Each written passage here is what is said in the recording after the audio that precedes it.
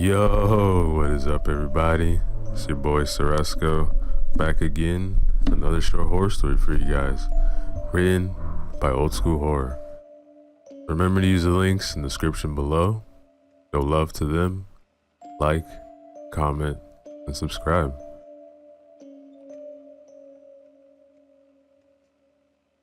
I don't know who will believe me, but I don't care anymore. This thing had been eating at me for decades, and I must tell it before I die. I feel death coming closer and closer. Or if it's not death, I'm afraid it's something way worse. I've told no one about the events which happened in 1963, not even my husband. I know there should be no secrets between husband and wife, but I haven't told him anything because I was afraid he will say I'm crazy. He used to be way too pragmatic. Fortunately, a few years after the events, I moved from Indonesia to Australia, but it did nothing to help me forget. The nightmares were relentless and still are. I've chosen to record it instead of writing it down. Arthritis got to me really badly over the last few years. I'm way too tired even for a simple act of writing. So, here it goes. Back then, I was about 17 years old. I lived with my family in the Paku village, in the Tanah Toraja area, close to Lake Poso. It was a wonderful place. Bamboo forests and rice fields covered extensive areas of hills and valleys. And the people were simple, helpful, and respectful. They were avid keepers of our traditions, family values.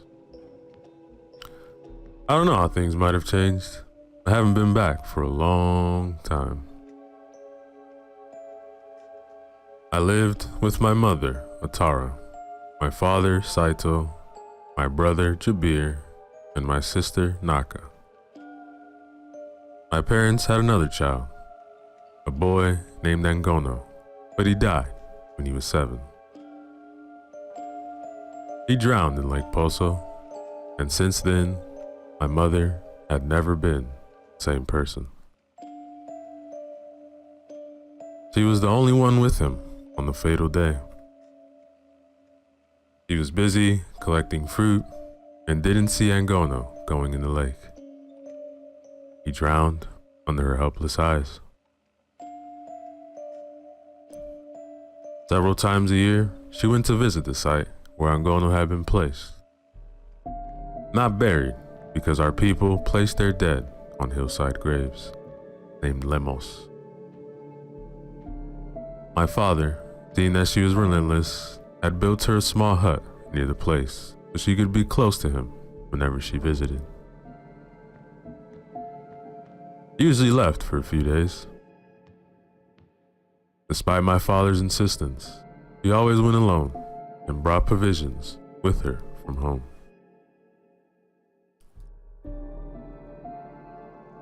One day, in March 1963, he left, but did not return after the usual period of about 3 days. The first night after her departure, the weather began worsening.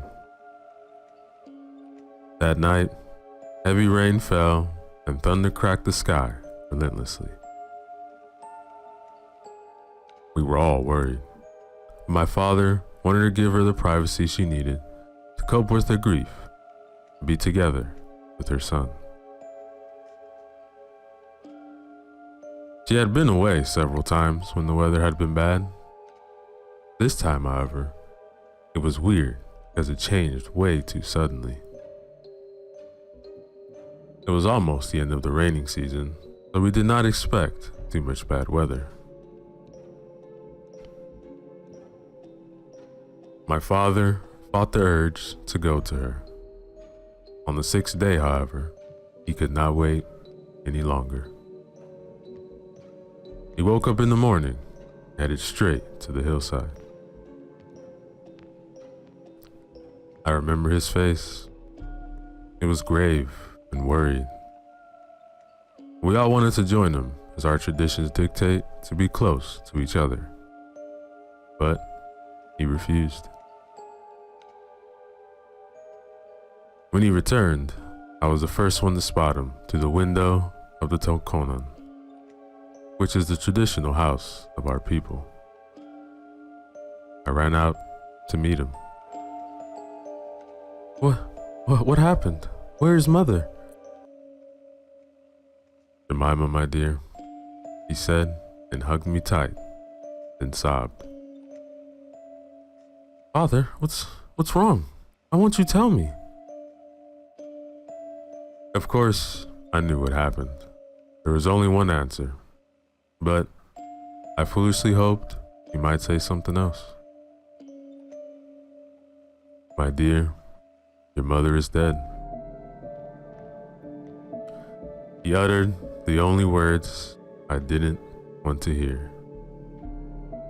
And then I cried.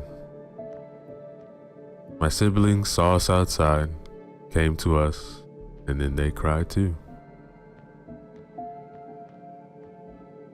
Soon, the entire village knew. My father spoke to the village head, Kuwat. The elders gathered in a hurry, and they marched to the hut where my mother lay dead. She had likely died on the first night after she went there. Nobody knew what had happened. My father told me everything, but later, when he was already insane after following events. My father and the elders found the body laying on its back on the hut's floor. It was in terrible condition, not just because of the decay, but because of rats and other critters. They also found several items in the hut which showed that my mother tried to do some forbidden ritual, which was deemed to be witchcraft. In the village, people considered her a healer because she had helped whomever she could. Of course, we had our shaman, and who had lived many years and many seasons, but my mother was also among those capable of healing. But in secret, she had been trying to do much more than heal. The items in the hut suggested they had tried to reach out to Angono.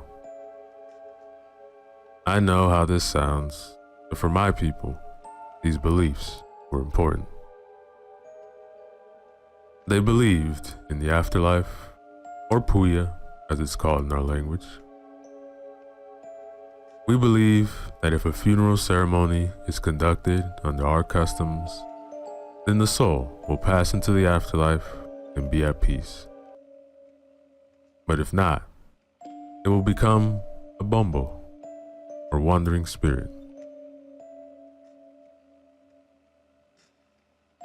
Among the things they had found, there was also a mirror which had belonged to my mother. I recognized it right away because back then there were only a few people who had such an item. Also, I used it many times, so I was familiar with it.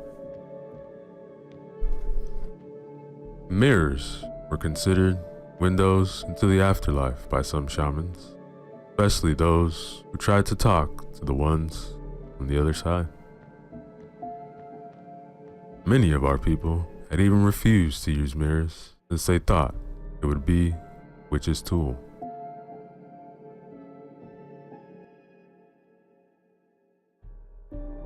The mirror and other items had been brought back to the village, and the shaman looked at them closely. When he saw the mirror, his face became pale. I was there to witness it. My other siblings were too young, So, my father forbade them to witness serious matters such as this. "What's wrong, Slamet?" Father asked. "It is what I feared." Tara performed a Papugian to talk to her dead son. "Look here." Papugian was forbidden witchcraft in our language. He pointed to the mirror. My father's face dropped. I felt goosebumps all over my body when I saw it. A face was visible on the glass, like a faint breath on a window. A pale and childlike figure was staring back at us with empty eyes. The shaman tried to wipe it away, but it didn't work. On the backside, the mirror was painted black. There was no explanation. Her grief had been too hard to bear, but she shouldn't have done this, Slamet said. Oh no. Ongono has passed into Puya. The ritual of Rambu Solok had been completed. She knew it's not right to disturb those who had passed. Is that why she had died? I don't know. I think she died of fright, but we will never know. Maybe the ritual had upset the spirits of the ancestors, and they had struck her dead.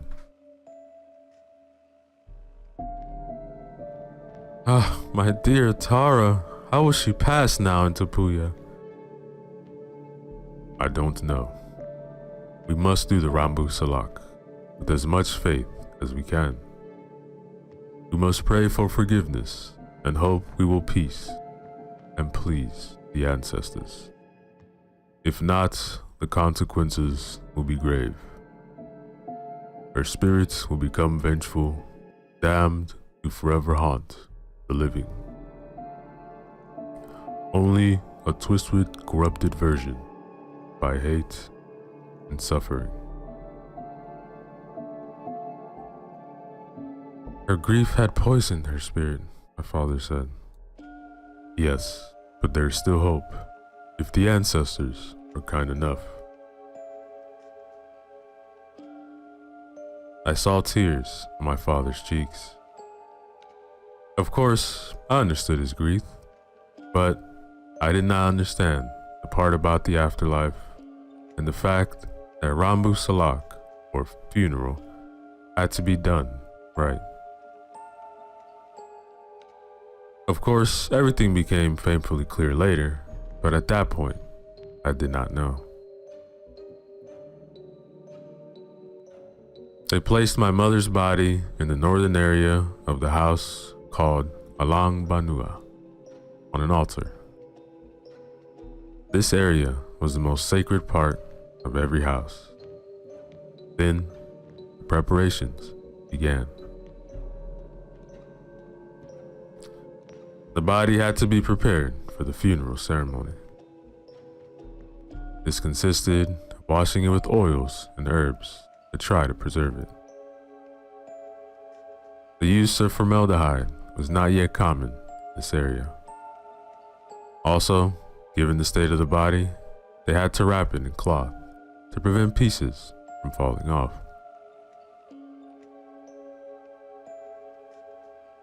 I still remember how the house smelled. It was a horrible combination of herbs, oils, stale sweat, and putrefaction. I can still feel it sometimes out of the blue. Makes my stomach turn every time. These days, as I feel my end coming closer, I seem like feeling it more often. The weather was not improving. It rained a lot and the air was heavy. Despite this, however, the entire village worked as one to prepare the funeral. Buffaloes, pigs, and chickens were slaughtered to prepare for the feast. People were singing and dancing to celebrate life and make the burden of death more bearable. But given the weather, the celebration was sadder than usual. Fortunately, me and my siblings did not have to participate in preparation of the body. Still, from the first night on, weird things began to happen. The dogs around our house were barking all night, and our 2 cats were nowhere to be seen. They came home each evening for a few scraps till my brother's body had been in the house. The cats refused to come home. I couldn't fall asleep, then I had to go out to the outhouse. Jabir and Naka were sleeping in their beds, so I took careful steps to go outside. People were still chanting in the northern room. The air was chilly, and I shuddered, but went to the outhouse to do my business. When I came back, however, my skin erupted in goosebumps, despite not seeing nor hearing anything out of the ordinary, except the dogs. I was at the foot of the wooden stairs which were leading into the house. Under the house, there was a storage area which we call a long. I looked between the rungs of the stair under the house. Some kind of instinct told me there was danger lurking down there.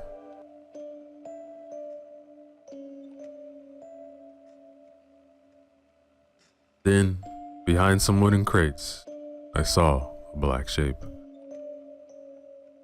It was pretty dark under the house, but given that there was light coming from the other nearby houses, it was not completely dark. I froze for a few seconds as I tried to figure out what it was when it slid behind the crates, with one smooth move and without sound. My feet instantly jerked and pushed me up to the house, while I imagined some icy hands grabbing my ankle and dragging me down into darkness.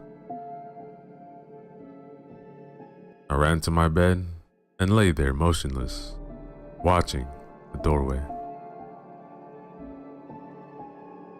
Nothing came in all night, but of course, I didn't sleep a minute. I thought about telling my father about the black shape, but I didn't want to upset him more, so I chose not to. By the next night, they finished the coffin. Several men had been working on it to make it as ornate as possible, but also to finish quickly. My father could not bear the sight of my mother's body and the shape it was in. He also considered himself guilty, so each look he gave my mother's body bore a small piece out of him. In the meantime, people were busy preparing the bamboo scaffolding which was used to carry the coffin to the burial site.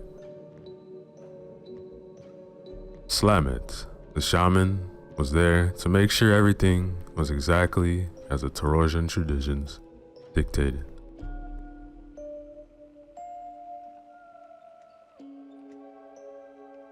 The weather got slightly better.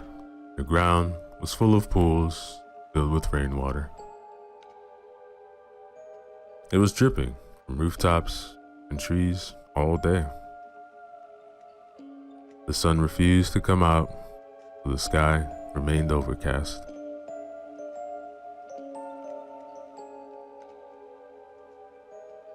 I feared the coming of the night,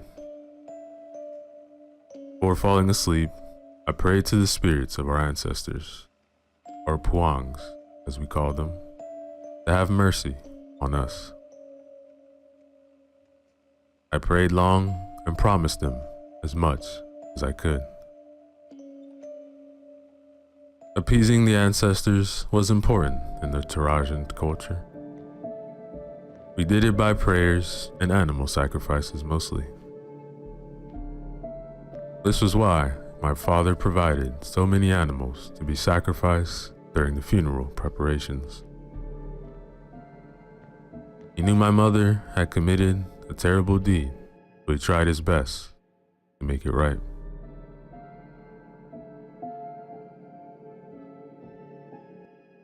Me and my siblings went to sleep.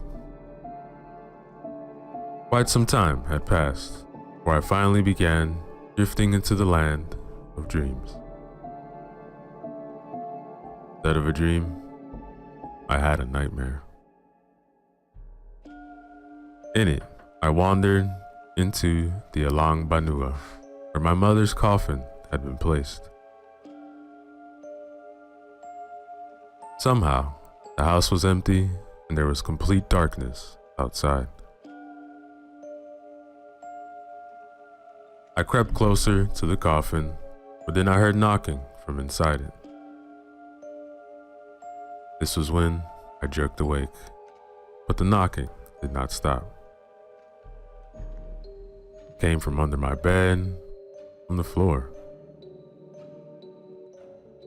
I immediately thought back to the shape under the house and felt cold shivers all over.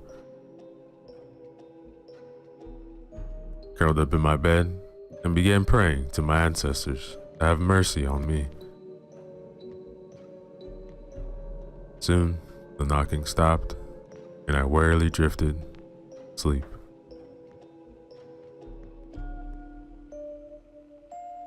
The next morning, lots of people gathered outside our house. It was the day of the funeral. The whole village was there, and they brought the bamboo scaffolding, which was used to transport the coffin to its final resting place. Clouds began gathering overhead, and I smelled rain in the air. I looked at Slamet, and his face was pale and haggard. People were chanting and singing, but he was silent. I went closer to him, and then I saw something glittering under his colorful clothing. It took me a few seconds to realize it was a large knife, which was usually used to cut shrubbery. It resembled a machete. I was wondering why did Slamet bring the knife with him? Then I foolishly thought it was part of the ritual somehow. Anyhow, the pallbearers brought the coffin out of the house amidst the chants, which were interrupted by sounds of thunder and lightning flashes. Honestly, everything about that day seemed wrong. But what came after was the most horrible event I have ever witnessed. When the pallbearers were carrying the coffin up the bamboo ladder to reach the top of the scaffolding, rain began falling in small drops. They almost brought the coffin up, and one of the pallbearers screamed in horror, "Let it go." The heavy wooden box fell on a bystander, crushing him beneath.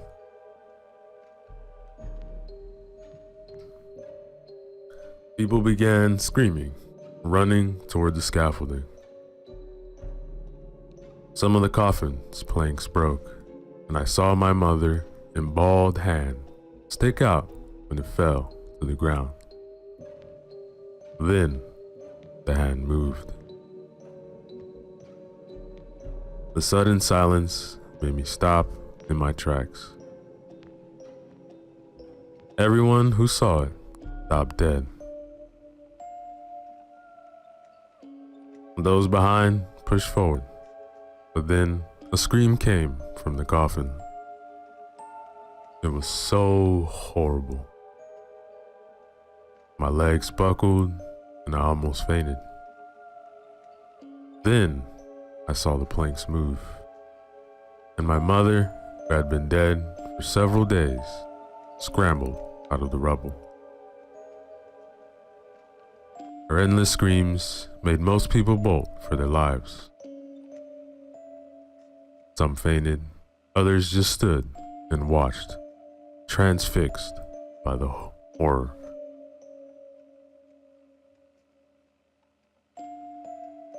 The screams were coarse, full of anguish and pain. When I saw her eyeless and lipless face, I screamed too, as loud as my throat and lungs let me. This was when she noticed me in the crowd. I don't understand how this was possible, or any of it was possible. She just noticed me and stopped screaming for a few seconds, then started toward me. I saw Slimette draw the large knife and ran to her. This was when I understood the role of the knife. Slimette knew what was going to happen, and he armed himself. Since my mother had tried to summon a dead person who had already passed into the afterlife, he was being punished by the ancestors. He was denied entry into Puya and was sent back to her decaying body to suffer. Slimette raised the knife to strike, but she jumped on him mid-swing and bit mercilessly to his throat. He screamed, but could not fight off the possessed corpse, and his blood gushed everywhere. 3 of the older members of our tribe died of a heart attack when they witnessed this. Many more fainted. I just screamed. My poor father was the only one who gathered his courage and ran to Samlet's aid, even though there was not much hope. He grabbed the knife, which was laying in the dust, and began hacking. I couldn't watch, so I turned away, but I still hear the screams. My mother's raspy, guttural shrieks combined with my father's desperate, tear-filled wails in a terrible cacophony. Adding to that, the soft chops of the blade as it cut through the dead flesh, and the nauseating smell which engulfed the area made me throw up.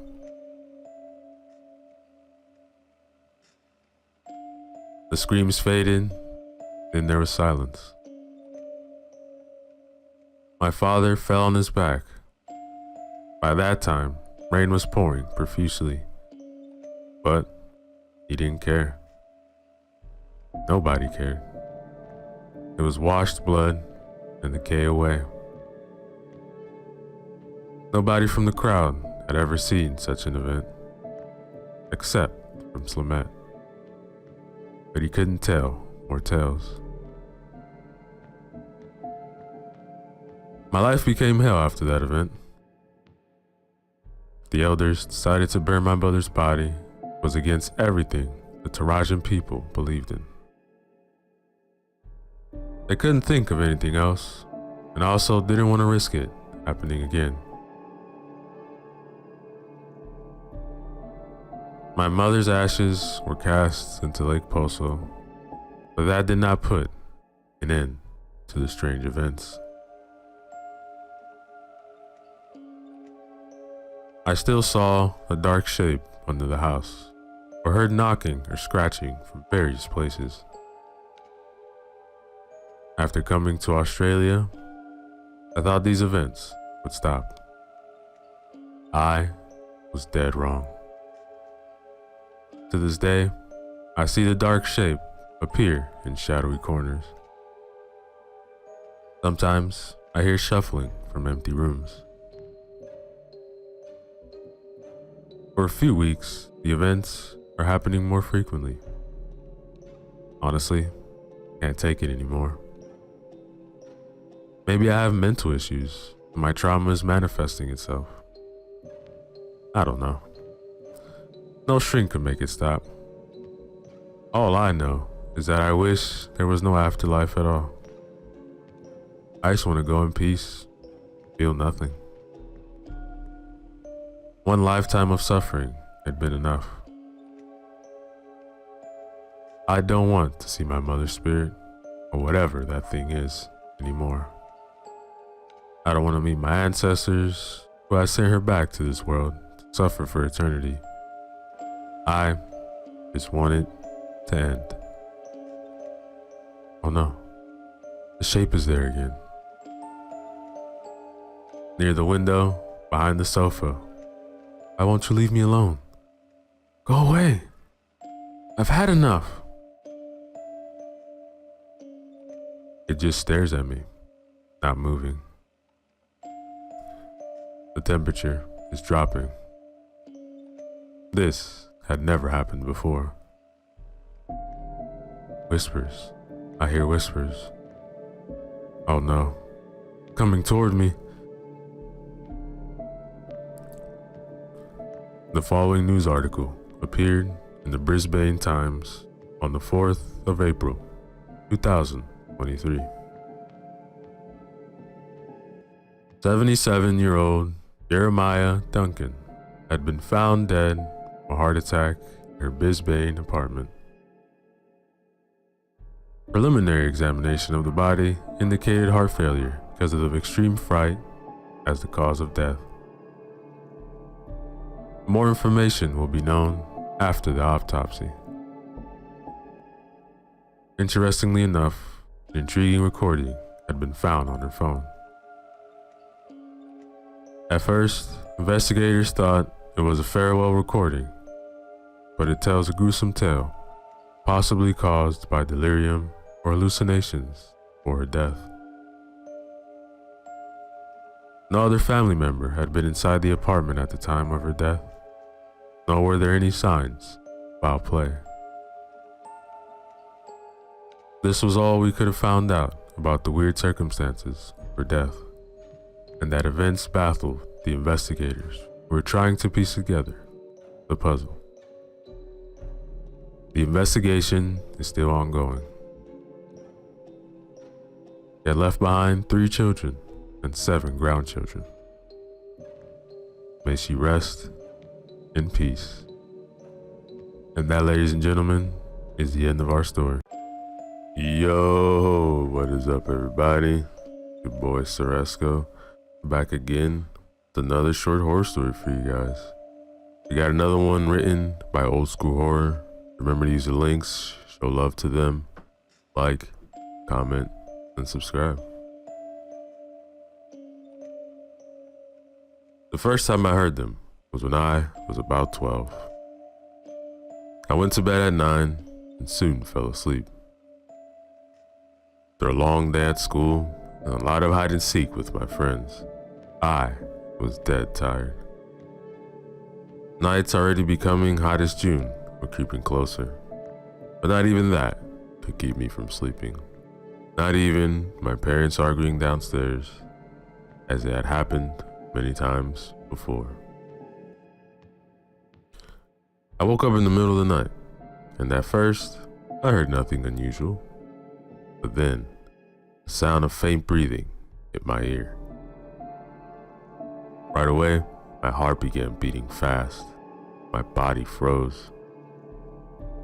I held my breath and listened. Crickets chirped outside. The whippoorwills were especially noisy. Even so, I was hearing somebody breathing in the room.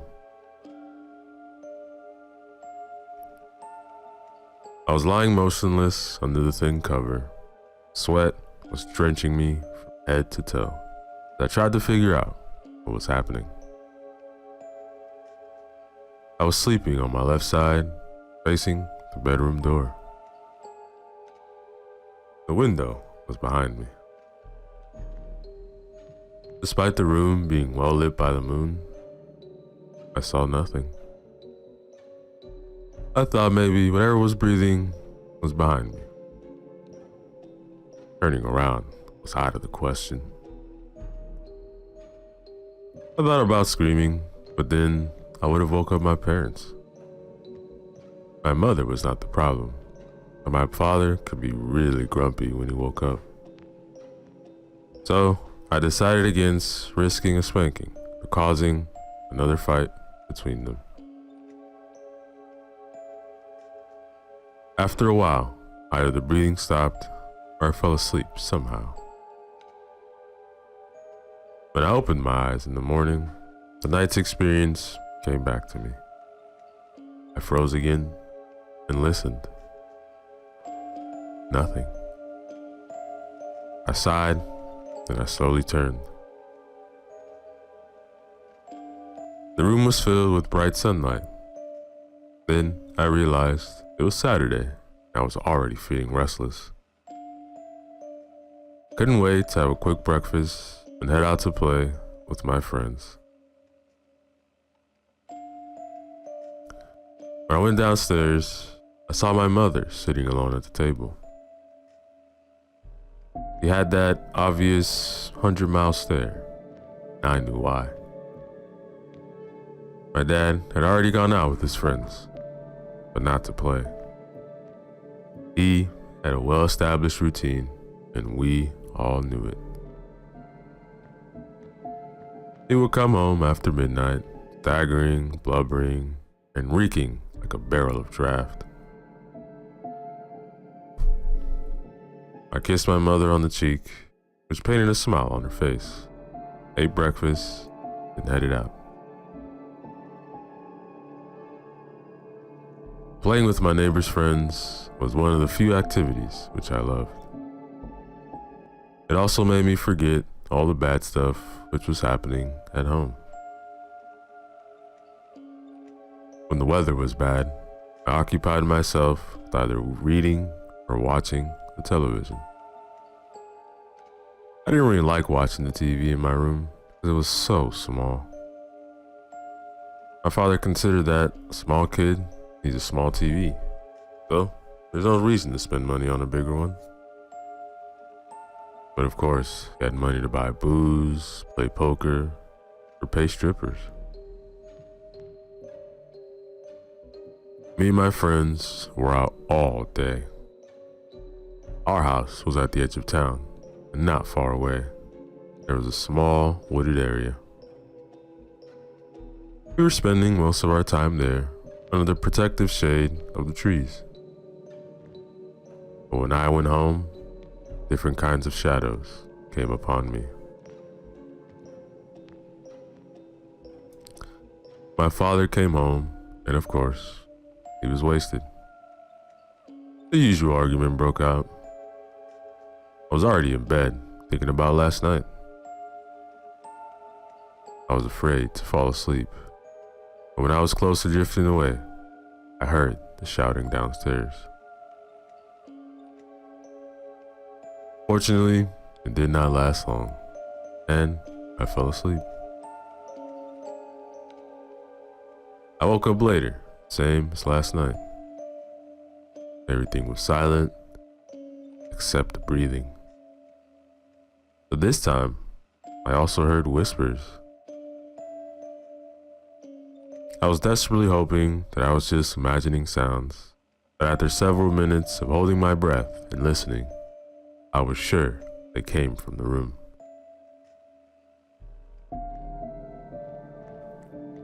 Of course, I panicked, but I dared not move.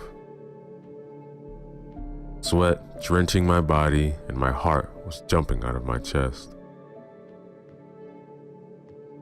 I began praying, but it seemed like God was on a vacation because it had no effect at all.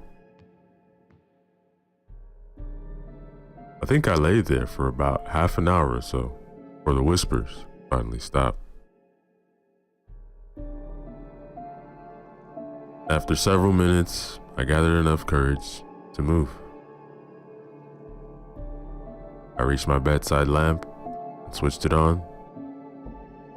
Nothing. The room was empty. Then I looked at the clock on the nightstand. It was 4:12 a.m.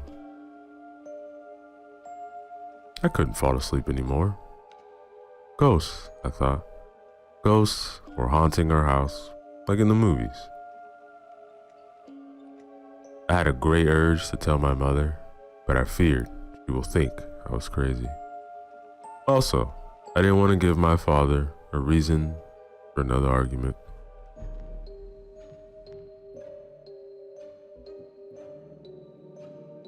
I had breakfast and headed out, but not to play. I headed straight to one of my friend's house. His mother had all kinds of books about occult stuff, and I figured I might find out what was happening to me. This was at the end of the pre-internet era. The books were pretty much the only source of information out there. She gladly lent me some of her books and was happy I had an interest in the subject. I didn't want to tell her either. She was a really talkative person, and everybody knew you couldn't keep a secret.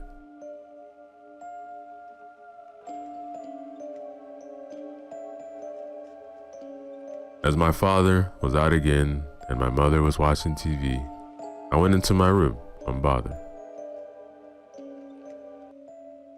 The first book I took into my hands was When Two Worlds Meet by Mary A. Fletcher.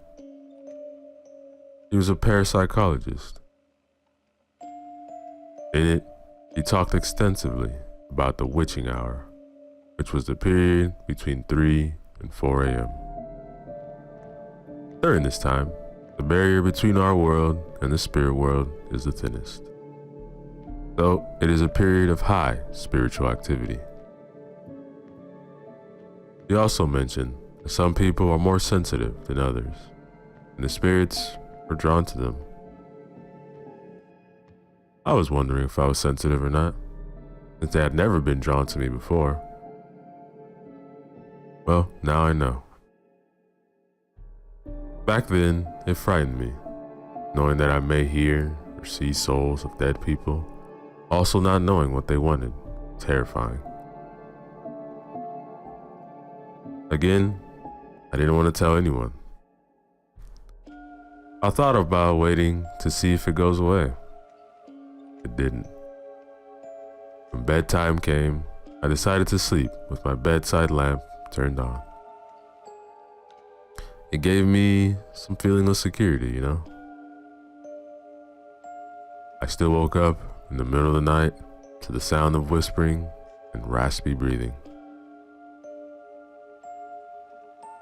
The air was cold, oppressive, and my skin erupted in goosebumps.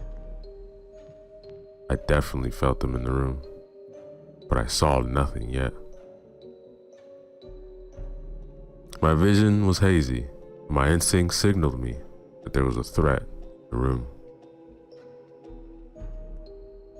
That was when something in the shadows started moving. I froze and hoped with all my heart that it was just a trick of my mind. But it wasn't. A dark human made a menacing step toward my bed from one of the opposite corners. I screamed at the top of my lungs, and the shadow drew back. But not because I screamed, but because hurried footsteps came from the stairwell outside. My chest was heaving wildly when my mother stepped in. She immediately rushed to me and embraced me. My father's heavy steps came a few seconds later. "Oh, what happened, honey? You have a bad dream?" "No, it was not a dream. I saw somebody in my room." "No bodies in the room. The hell are you talking about?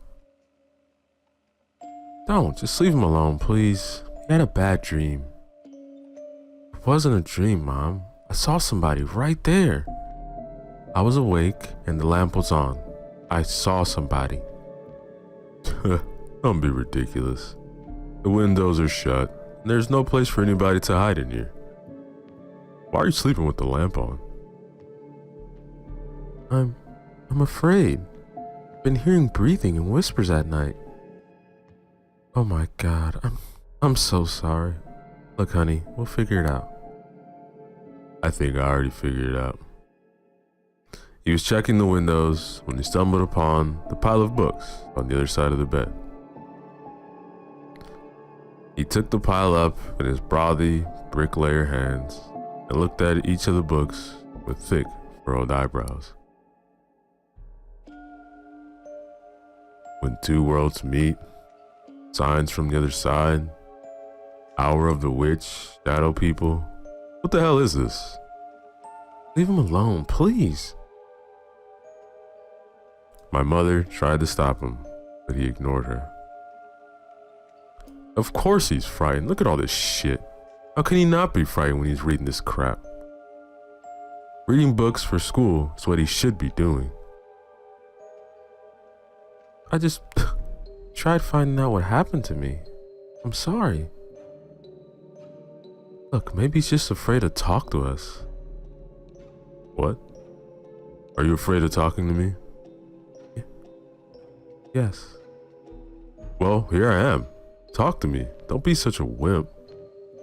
Stop, my mother shouted. Come on, don't tell me what to do, he said, while pointing menacing at her. And it's time for both of you to listen. This goddamn circus will stop once and for all. At his age, I was helping my father lay bricks in this town. I had no time for ghosts, stupid books, because I was building houses. I'm not busting my ass to work all day so I come home to ghost stories and whining. What about busting your ass at the bar with your idiot friends, huh? Drinking and playing poker all night? Is that how you take care of us? His eyes flashed with fire, and his face distorted in a grimace of indignation. The slap followed, and it was a powerful one. It hit my mother right on her cheek. Her head bumped into mine, and we both fell onto the bed. I put food on the table so you two don't starve. I drink and play whenever I please to. He headed towards the door, then stopped and turned to us. No more lamps during the night unless you pay for it. He then stormed out the room, and my mother remained with me. We both cried, and for some time, and then we laid silently, bracing each other. Then a shallow and troubled sleep came, but at least the spirits didn't bother us tonight.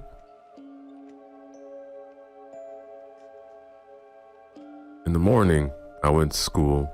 I didn't talk much to anybody. Didn't really care. My father left for work early, as usual. My mother called in sick because her face was blue, swollen. She didn't want to present to herself like that at the post office, where they employed her as a clerk. In a few hours, the whole town would have known that she'd been beaten up by her loving and caring husband, who was struggling to put food on the table and gallons of beer in his belly.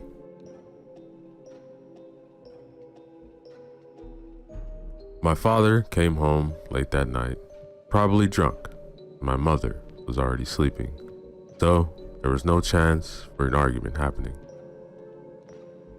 I, tired both physically and mentally, so I fell asleep.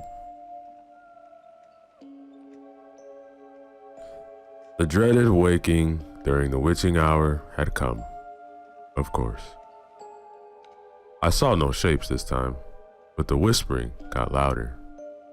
It seemed that several people were arguing about something. The cacophony was maddening. I stuck my fingers into my ears as hard as I could. Some of the noise still slipped through. It resonated in my head endlessly. Then, somehow, I fell asleep again. The next day at school was hell. Couldn't pay attention to anything. I was dead tired. The math teacher called me out to the blackboard to solve a problem, but I was just stuttering, giving them wrong answers.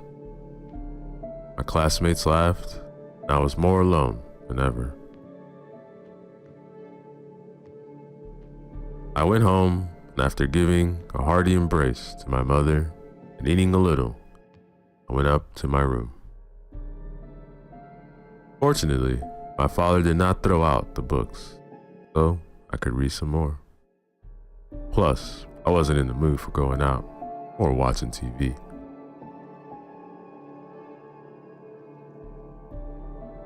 I fell asleep before he came home, but I woke up again during the witching hour. Before opening my eyes, I was already hearing whispers. I gathered some courage and opened them. To my horror, I saw two shadowy figures beside my bed who seemed to be talking to each other.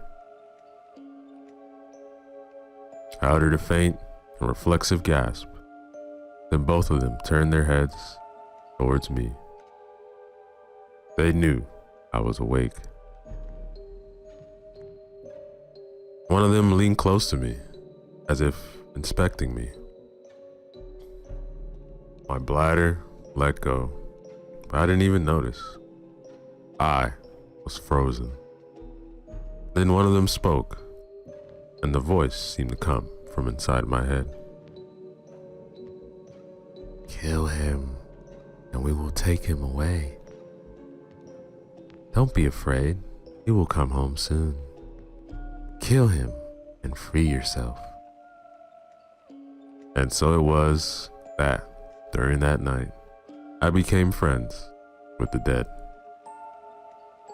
How ironic. Everybody seems to be afraid of the dead. You know, zombies, ghosts, vampires. But they are not the ones we should be afraid of. The living are the most evil. No monster can hold a candle to them. "Kill him," another disembodied voice whispered. "Kill him," another one as well. They began to show themselves, as if materializing from the darkness itself. "Kill him, kill him, kill him," they all said. But every whisper reverberated in my skull, a maddening intensity. I heard him enter the house. This time, my mother was waiting for him. I thought she probably had no more patience and decided to confront him. He did. A few minutes after my father entered the house, the argument was on. Shouts and curses flew in all directions. I almost shouted myself. He was drunk, and I could easily tell by the way he spoke. Then I heard a slap. That was it. I stood up, and the spirits of the dead retreated. They watched from the shadows as I slowly opened the door through a crack, then paced to my small television. I unplugged it, then lifted it up. Felt like a piece of feather. I carried the TV to the door, opened it with my foot, then cautiously walked out. Below me, in the hall, my mother and father were still screaming at each other. My mother was holding one hand on her cheek, and was crying. They did not see me. My father closed in to hit her again, but she pushed him. He staggered back a few steps right below me, and then the voices began again. "Kill him. Kill him," they said, and I obeyed.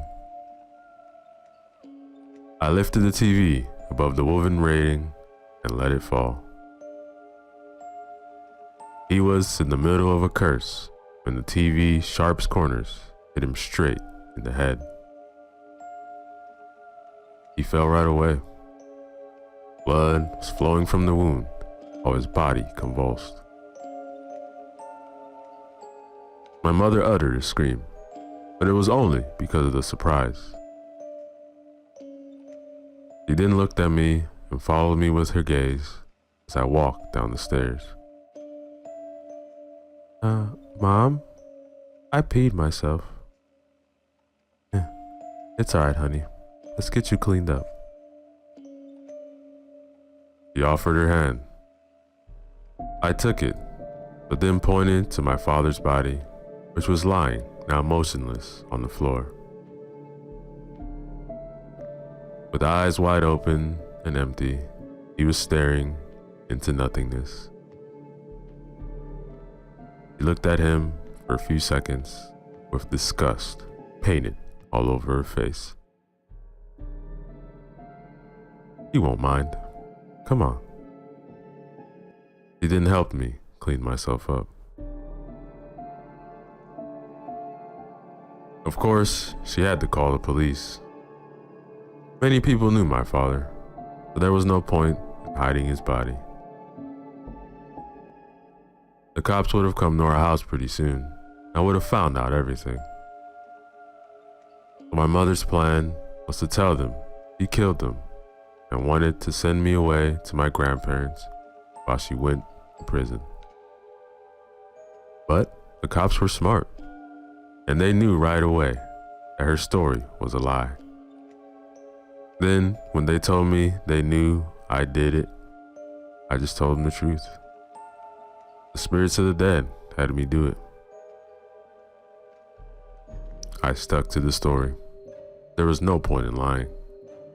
I was a terrible liar anyway.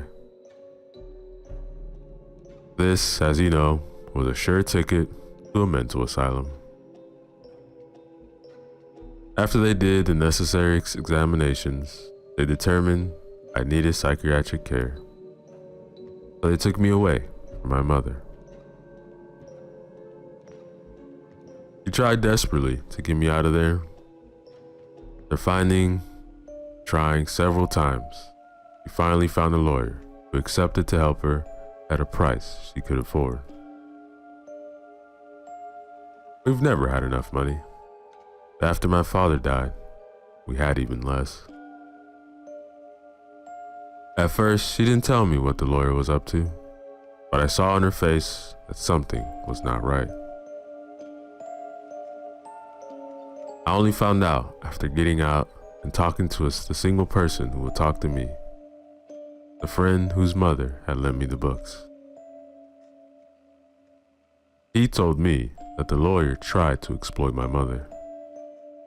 He had promised that he would give me out for no charge, but in exchange for sexual favors. My mother was desperate, so she accepted. But as time went by, I was still locked up in the asylum. When she found out that she was being used, and chances were high I would not get out soon, she hung herself. I only realized a letter from her, that she wrote she was sorry, and that all hope had left her. There was nothing more for her to live for. After about 10 years after her death, I finally got released. I did everything in my power to cheat their tests so I can be free. Now, I came back to the house. It still stands, but in ruin. I don't mind. For me, this to be a comforting home. I'm just sitting here, waiting for the witching hour to talk to my dead friends again. In the asylum, I haven't seen them. I guess they're waiting for me to come back here. And yes, indeed, they came to me from the shadows. My mother was also with them. She was happy to see me. I asked her about my father, but she laughed. He's deep down in the darkness.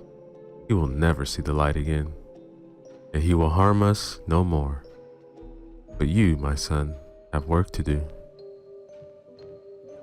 What work? Make them pay. We've suffered enough. Time to make those who had wronged us suffer. Just remember those who laughed at you at school. Remember the abuse from the asylum, the abuse I suffered when I fought to get you out. No foul deed should go unpunished. Yes, yes, mother, I will make them pay. He retreated to the darkness. All of them retreated, but I felt they were close, watching. I clenched my fist and then turned to the window. The glass was gone for a long time. Clouds were gathering in the sky above, and faint flashes of lightning flickered in the distance. The dead were by my side, and I found my new purpose. The witching hour called for blood, and I already knew who the first victim will be. And that, ladies and gentlemen, is the end of our story. Yo, what is up, everybody? Thoresco back again with the zombie apocalypse story for you guys. This one is titled 50 Days After the Apocalypse, written by Rupert Rawlinson. Hopefully you guys have been enjoying the previous stories. Remember to use the links in the description, show love to the author, like, comment, and subscribe. Chapter 1, Day 1.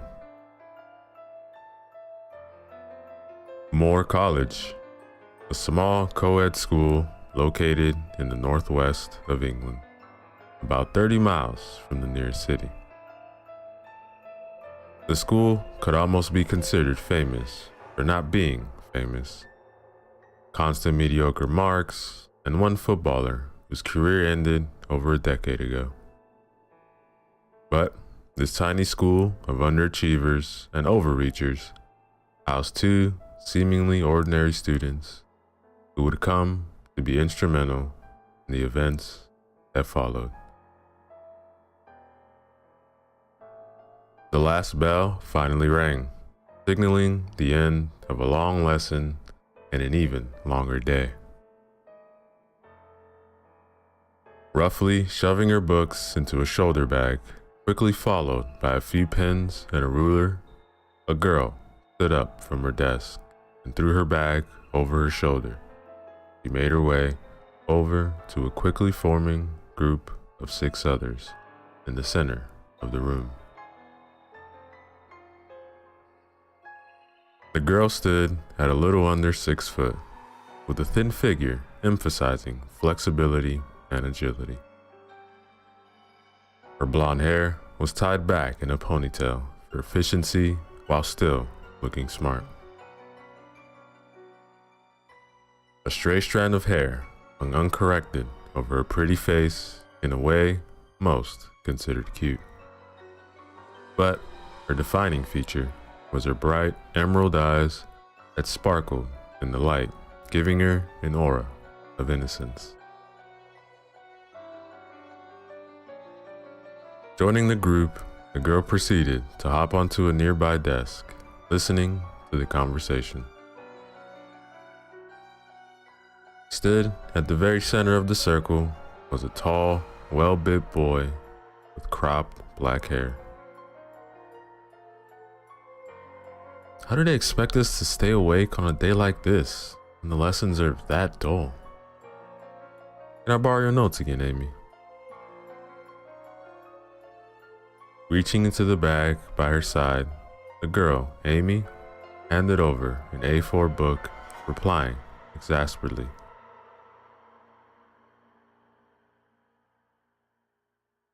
Ben, if you don't start working soon, you're gonna fail your A levels. I won't fail, babe. Really? How did you do in your mocks, huh? One of the other guys in the group asked. Ben went red with embarrassment, muttering a feeble excuse while the rest of the gang burst out laughing. As the laughter slowly died away, Ben tried to recover some credibility by stating, "Come on, I do more work than John." That doesn't count. That weirdo's like some genius, isn't he? Amy didn't bother listening to the response. Instead, she allowed her attention to drift over to the boy they were referring, teachers. He sat secluded in a corner of the classroom, leaning back in his chair, apparently sleeping.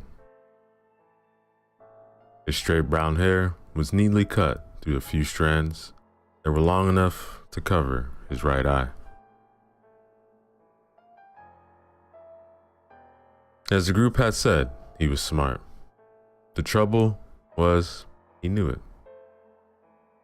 The boy barely paid attention in lessons, and he damn near ignored anyone, be that a teacher, a student, had asked him a question. Everyone got the message. Don't bother me, and I won't bother you. The teachers didn't care, so long as he continued to top the tests to the students. His behavior demanded ostracization anyway. As if he sensed her looking at him, John opened his eyes and stared back at the girl. Amy broke the eye contact, quickly turning to her attention back to her friends. Jane, didn't you used to play hockey with him? Yeah, a few years ago. Then he stopped because it interfered with some camping thing. It was clear by the look on her face that she did not like being affiliated with the social outcast. Oh, come on. Enough talk about the weirdo. We need to set off. Y'all are coming to the match, right? The others of the group followed his example, the guys grabbing their sports kits. Afraid I can't come. Mom's working late tonight, so I've got to walk home. Amy responded, jumping off the desk she had been perched on and made her way out, in a hurry to start the long walk ahead of her. The group shouted goodbyes after her while Ben quickly caught up to her, took her hand. When Amy looked at him questioningly, Ben smiled back at her, saying, "Hey, what kind of boyfriend would I be if I didn't at least walk you out?" The two walked through the emptying school, Ben talking animatedly about the match ahead, while Amy remained silent, content to listen. As the couple left the building and made their way to the school gates, Ben pulled Amy to one side. "Are you sure you don't want me to walk you back?" "I'll be fine now. Go to the match and score a goal for me, okay?" Ben brightened up at that, kissing Amy on the cheek. He jogged off towards the pitches, shouting over his shoulder, "I'll see you on Monday." Amy waved at his retreating figure before putting on a set of headphones and hitting play on her iPod.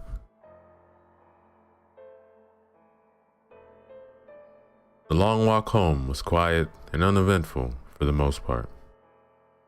Amy hummed along to songs while she weaved through pedestrians and darted down alleys. She loved walking, a love sadly not shared by her family or friends. Something in the dull, rhythmic feeling of her steps spoke to her nature, and Amy would just lose herself in it. However, as the winter sun started to dip below the horizon, Amy came face to face with the thing that would haunt her for the rest of her life. She was about 10 minutes away from home, and she decided to take a shortcut down a nearby alley. Unfortunately, there was already someone in the alley. A man, around 40, and his balding head shone with some of the light of the setting sun. The man blocked her path, wheezing at the girl. Amy initially dismissed him as a drunk. She tried to maneuver around him, only to suddenly fall back, terrified, as the man lunged at her. Amy retreated quickly, deciding on the only sane option: run. With that idea firmly in her head, Amy sprinted out the alley the way she had come, running all the way home. In the coming months, when Amy remembered this moment, she would have one thought. If I had known what was about to happen, what I was about to experience, I probably would have let him kill me, then have to deal with the horrors that were here to follow. That, ladies and gentlemen, is the end of chapter 1. Yo, what is up, everybody? Ceresco back again with another chapter from the story titled 50 Days After the Apocalypse, written by Rupert Rollinson. Remember to use the link in the descriptions below. Show love to the author, like, comment, and subscribe. Chapter 2, Day 0. Amy slowly drifted into consciousness, thankful that she didn't set an alarm on Saturday mornings. Suddenly, she bolted upright as there was a loud crash from downstairs, followed by the terrifying sounds of her mother screaming. Without thinking, Amy jumped out of bed, rushing downstairs to see a scene ripped straight from her nightmares. Her father was twitching on the floor, foaming at the mouth, a huge chunk of his shoulder missing as if bitten out by an animal. Her mother was trying to fend off a male attacker. Her left arm hung limply at her side, while she brandished a bloody kitchen knife in her right. Amy watched as the attacker charged towards her mother, who stabbed out with their weapon in a blind panic. The blade plunged to the man's chest, but the man continued on, unfazed, pinning the woman against the wall. Amy listened in horror as her mom screamed, yelling at her daughter for help. For a moment, Amy stood still as she tried to process what was happening. Then the creature's teeth clamped down on her mother's neck, splaying blood around the room. Amy's mind broke, and she ran straight out of the open front door as fast as she could. In her terrified state, Amy barely noticed the devastation around her. She just ran in a blind panic until she ran straight into the back of someone, falling to the floor. Dazed and still in shock, Amy looked up at who she had run into. Towering over her, Ben stared down at his girlfriend with clouded eyes as he reached out a hand to her.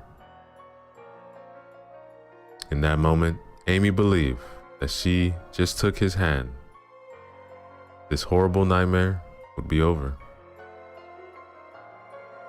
Slowly, with a trembling hand, the girl made to grab her girl boyfriend's hand.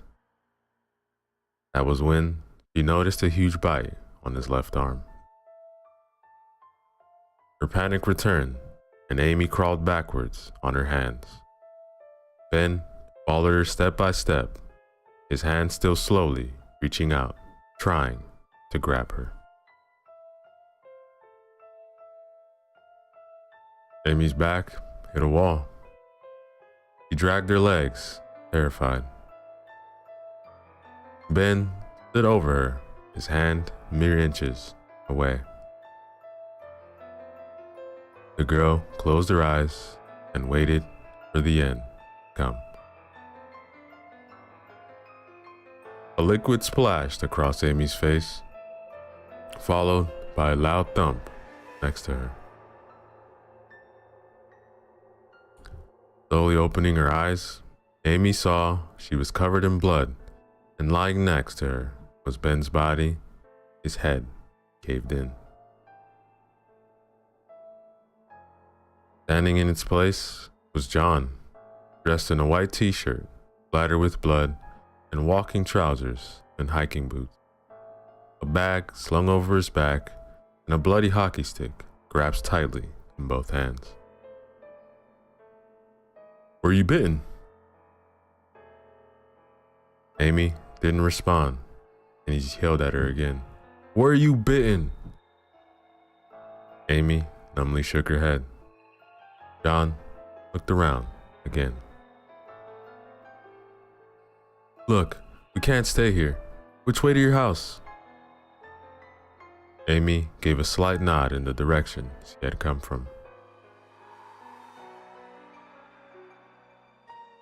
John made to grab her arm, but Amy flinched and tried to push herself further into the wall. For a moment, John's eyes softened as he said, it's okay. I haven't been bitten." Then he lightly took her by the hand and pulled Amy to her feet. Amy slowly came back to her senses as John led her through the streets back to her house. The scene could have been from a horror film. Bodies littered the streets. Many had the creatures crouched next to them. The sickening munching sound that could be heard near them almost made Amy vomit. There were cars all over the road. Some had been left abandoned, while others were broken, some overturned, and glass scattered across the street. The houses were the worst. Each house was damaged in some way. Some simply had broken windows, while others had their doors splintered. In all cases, there was one unifying factor: blood. Whether pooled on the floor or smeared against the walls, in every house, blood could be seen. After a while, Amy finally convinced herself to look at the creatures themselves. All of them had the same vacant expression. Their mouths twisted into a snarl, and they had hideous wounds that left a trail of blood in their wake. One of the things stumbled towards the two, but John raised his arms and smashed it in the head with his hockey stick. "Why aren't more attacking us?" Amy asked. There's easier prey about than the two of us." And Johnny grunted, pointing his weapon as a small 10-year-old ran across the street. Amy stopped and watched in horror as a child was suddenly swarmed by 5 of the things. A few blood-curdling screams of terror could be heard before the same sickening punching. John pulled her hand, signaling that they needed to start moving again. Amy zoned out again, allowing herself to be led around, only speaking when John asked her for directions. She only came to her senses when John stopped. Looking around, Amy realized they had arrived to her house. That was when Amy saw the front window was smashed in and the front door was still wide open from when the girl had run out through it. Amy moved behind John in fear, remembering what had happened to her parents. John made a disgruntled sound before dropping Amy's hand and throwing his rucksack to the ground as he grabbed the frying pan, which was strapped to the side, gave it to the terrifying girl, saying, "Look, use this to defend yourself." Amy then whispered something which he couldn't make out. Turning to her, John, so she could say it again. "Look, I can't go back there. I left him to die. I left my mom alone with that thing." John turned his back to her, saying, "Tough. I need some help and we need to get at some things in your house. So look, face your fear and follow me." With that, John walked towards the entrance. Amy stood still, trying to decide what to do. She could run again. She had a weapon now, and she knew how to kill the things. But this man had saved her. He was helping her now. Could she just leave him to go in there alone? As Amy struggled with the decision, her father ran out of the door. John raised his stick again, only for Amy to instinctively grab it to defend father. The boy quickly shook her grip off, but it was too late. The man lunged at him, mouth open, ready to clamp down Prey's neck. John was quick though, and managed to get his stick between himself and his attacker. The two tumbled to the ground, the father's teeth centimeters from the boy's neck. Amy watched as the two rolled around on the ground where the man pinned John beneath him, arching its back and baring his teeth, ready to bite the boy.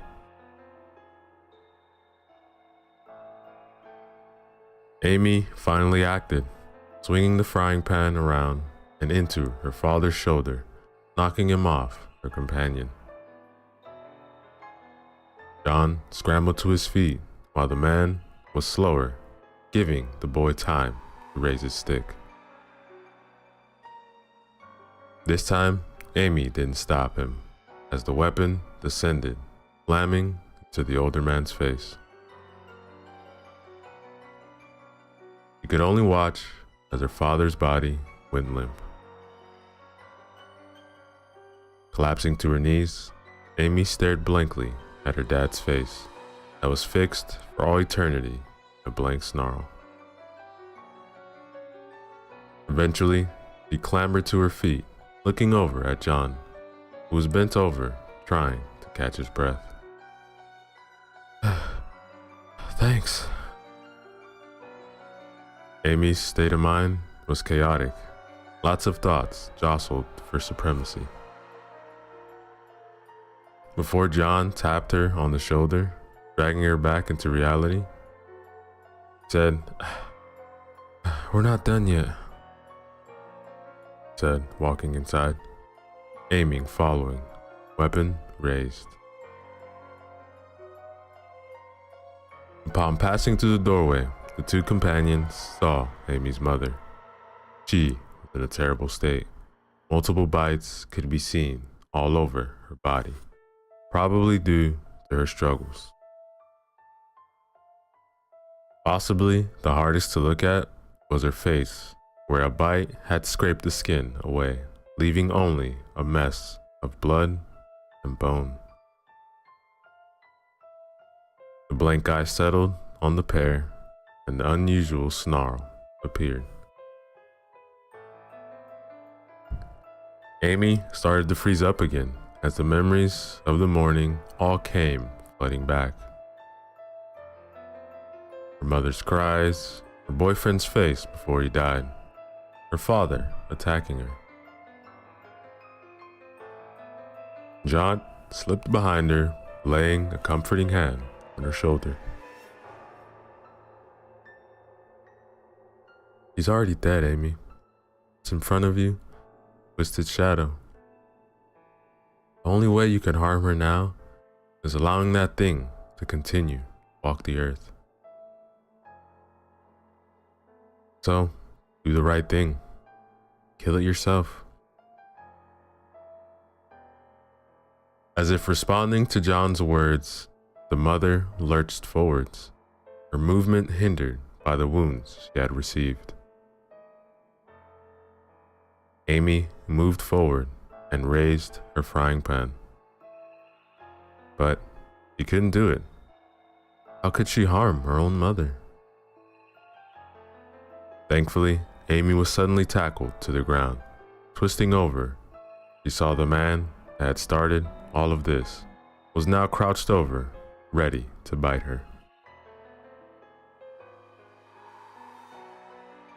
Acting on instinct and using reflexes she never knew she had, Amy brought the head of the pan between her and the attacker's mouth. As she pushed her arms out, pushing the thing's head away, only to have her right arm grabbed and pinned to the floor, sending the frying pan sliding away. The strength of the man was incredible. Even his grip seemed like it could snap her, too. Amy began to panic as his mouth came within centimeters of her. So close to her, she could feel its breath. The chunks of flesh she could only assume to be her parents. John's hockey stick suddenly slammed into the creature's chest, sending it rolling away, wheezing. Spinning on his heel, John smacked the head of the hockey stick through the temple of the thing that had once been Amy's mother. John reached a hand down, grabbing Amy's arm and pulling her to her feet. I guess it was too much to ask for you to kill your own mother as a start, huh? That one though, I know you could kill. It was true now that the thing was not almost killing her. Amy felt her anger at the creature rise as she thought of everything that had happened to her, to her parents, to Ben, and to everyone else on the God-forsaken planet. And she blamed it all on the one thing in front of her. Amy took the hockey stick and raised it above her head as she charged forwards, bringing the bloody tip down through the snarling face, driving it back to the floor. But he didn't stop with one hit. Filled with anger, Amy raised the weapon again before slamming it down. Again and again, she struck the corpse even after her hands went numb, even after she couldn't see through the tears, even after the body was no longer recognizable. Then, as she raised the stick again, T-shirt John grabbed it, halting its progress. Amy turned fire in her eyes, but the boy wrapped his other arm around her, pulling her into a tight hug. Remember that feeling. Remember each one of those infected is like that thing. Every time one of them comes near you, remember that feeling and treat them the exact same way. Upon hearing John's words, Emmy let go of the hockey stick, beginning to cry to John's shirt. Then, couldn't hold it in anymore. Wheeling away from her companion, Amy crouched down and threw up.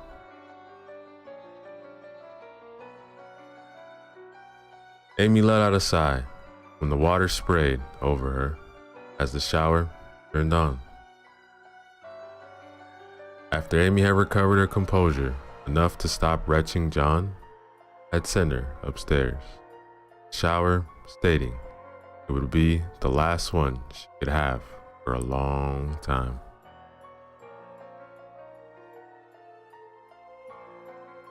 A light banging sound echoed up the stairs.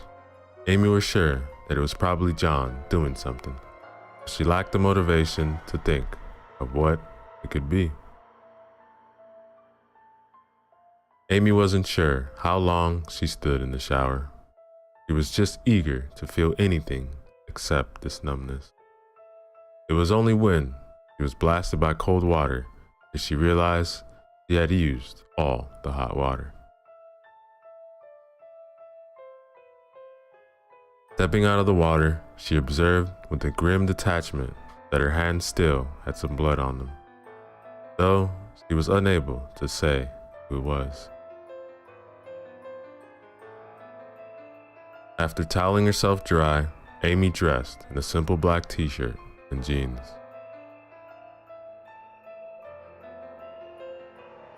Slowly descending the stairs, she saw John sat by the food cupboards, forming two piles of food. As she walked into the kitchen, Amy noticed that several of the floorboards had been torn out and used to repair the broken door and window. "What are you doing?" she asked as she took a seat at the food counter. Just gathering supplies. We don't want to starve for the next few weeks." "Will it take that long? I mean, surely the government will set up like safe camps in the next few days where we can live." "Don't be an idiot." "Well, sorry. I'm a little new to this whole apocalypse thing. So why don't you explain it since you clearly have so much more experience?" "Look, if you gather all the survivors in an area together and put them in a dense place, chances are one of them will be infected. In a tightly packed area like a camp, there's only going to be one outcome: a bloodbath." Amy opened her mouth to respond, but she couldn't find any fault or logic. That scared her almost as much as the dead. And John continued on, ignoring the girl's mental struggle. "Also, we don't know how the infected hunt, and if they smell you out thin by gathering together, all you do is attract all the infected in the area." John then ordered Amy to go find the weapon and some sort of bag. Frustrated at her companion's tight lips, Amy stood up and set about her task, eager to put as much distance between her and her mother's corpse as possible.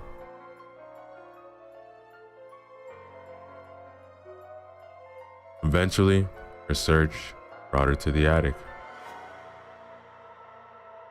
Letting a small smile creep into her face, she had always been scared of going into the attic.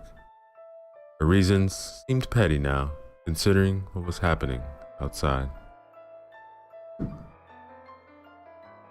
The room was dark, the bulb had been broken over 3 years ago, and no one had bothered to change it. From what little she could make out, Amy could see a lot of cobwebs connecting most of the beams.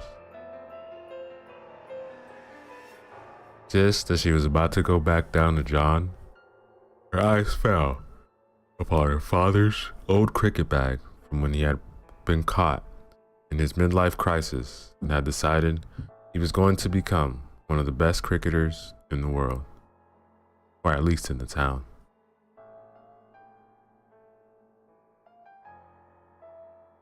Crawling forwards so as to avoid the majority of the webs, Amy pulled the bag towards her.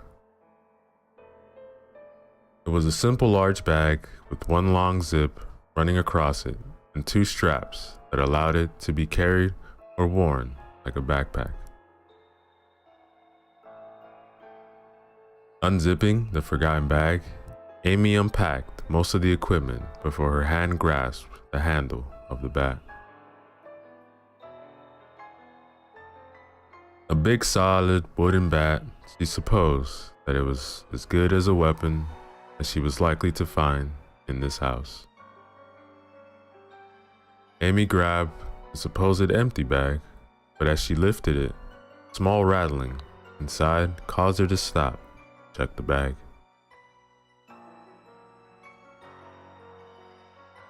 Hidden at the bottom of the bag was a small photo in a frame with a large crack in the glass.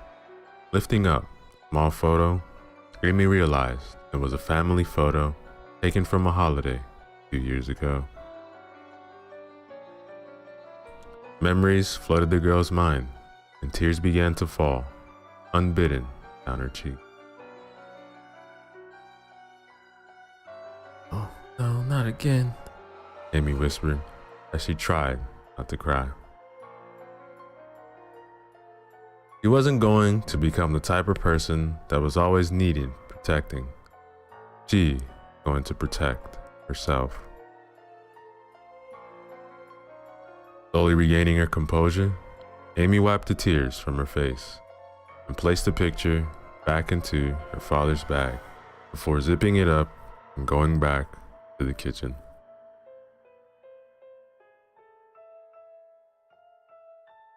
When Amy walked down into the kitchen, seeing that John had already packed one of the piles of food away, the other pile of food he was in the process of covering each object in fabrics and plastic bags, so as multiple.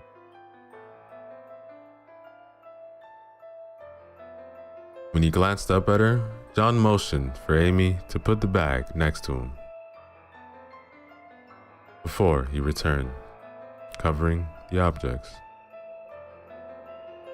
Sliding the bag across the floor, Amy again took a seat at the counter. John started throwing in the muffled items collected from all over the house, while Amy was thankful that he didn't say anything about the photo. She did have to admit it was creepy when he produced a spare set of her clothes.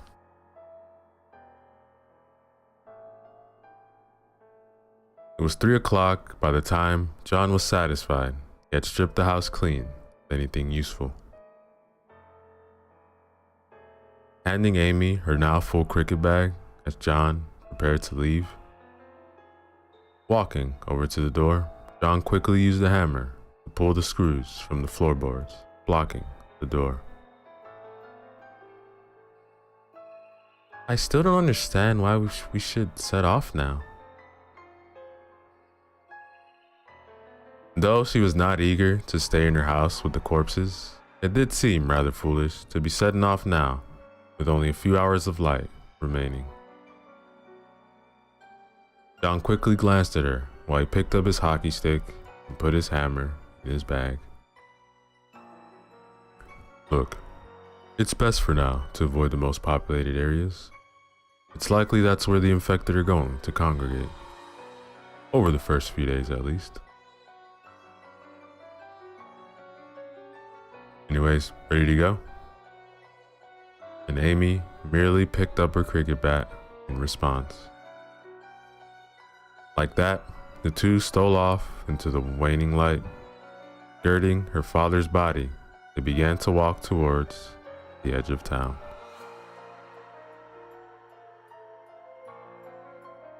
The street had even more of the infected roaming it than when Amy had last fled her home, though many of the fires that had burned when the two had first met at the start of this frightful day had now been reduced to cinders.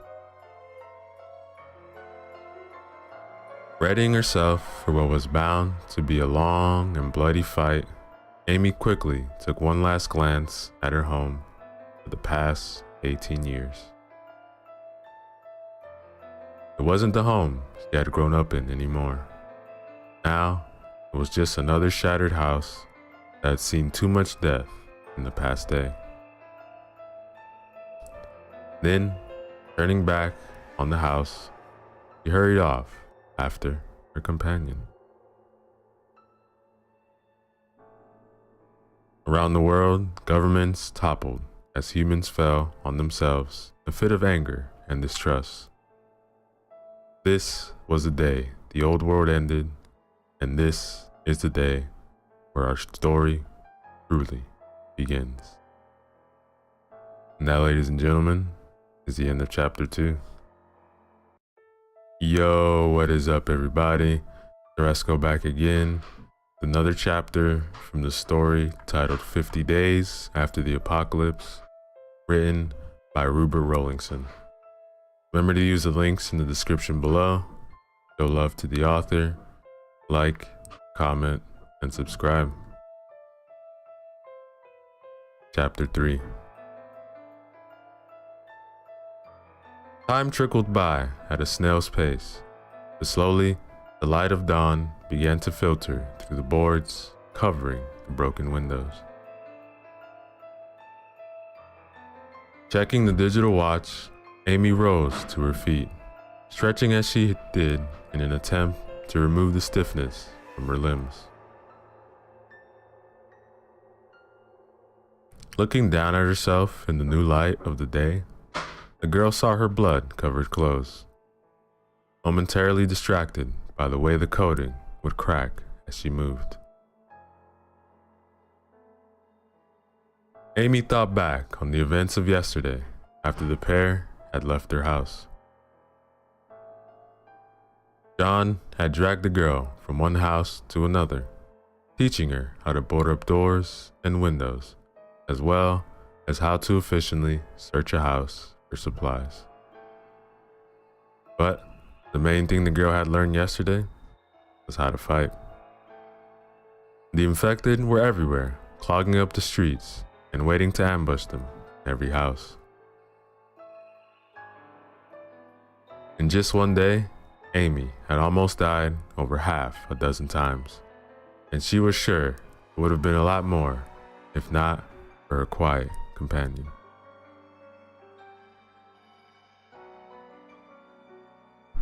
Amy's attention drifted over to her companion. Only John's head protruded from his sleeping bag as it rested on a rolled up jumper that acted as a pillow. Filled with envy at the man's restful sleep, Amy looked down at the watch. 6:50. 10 minutes before she was supposed to wake him. After another jealous look at the man, and Amy decided he had enough sleep. Stealthily moving over to John, the girl reached to his side without waking him.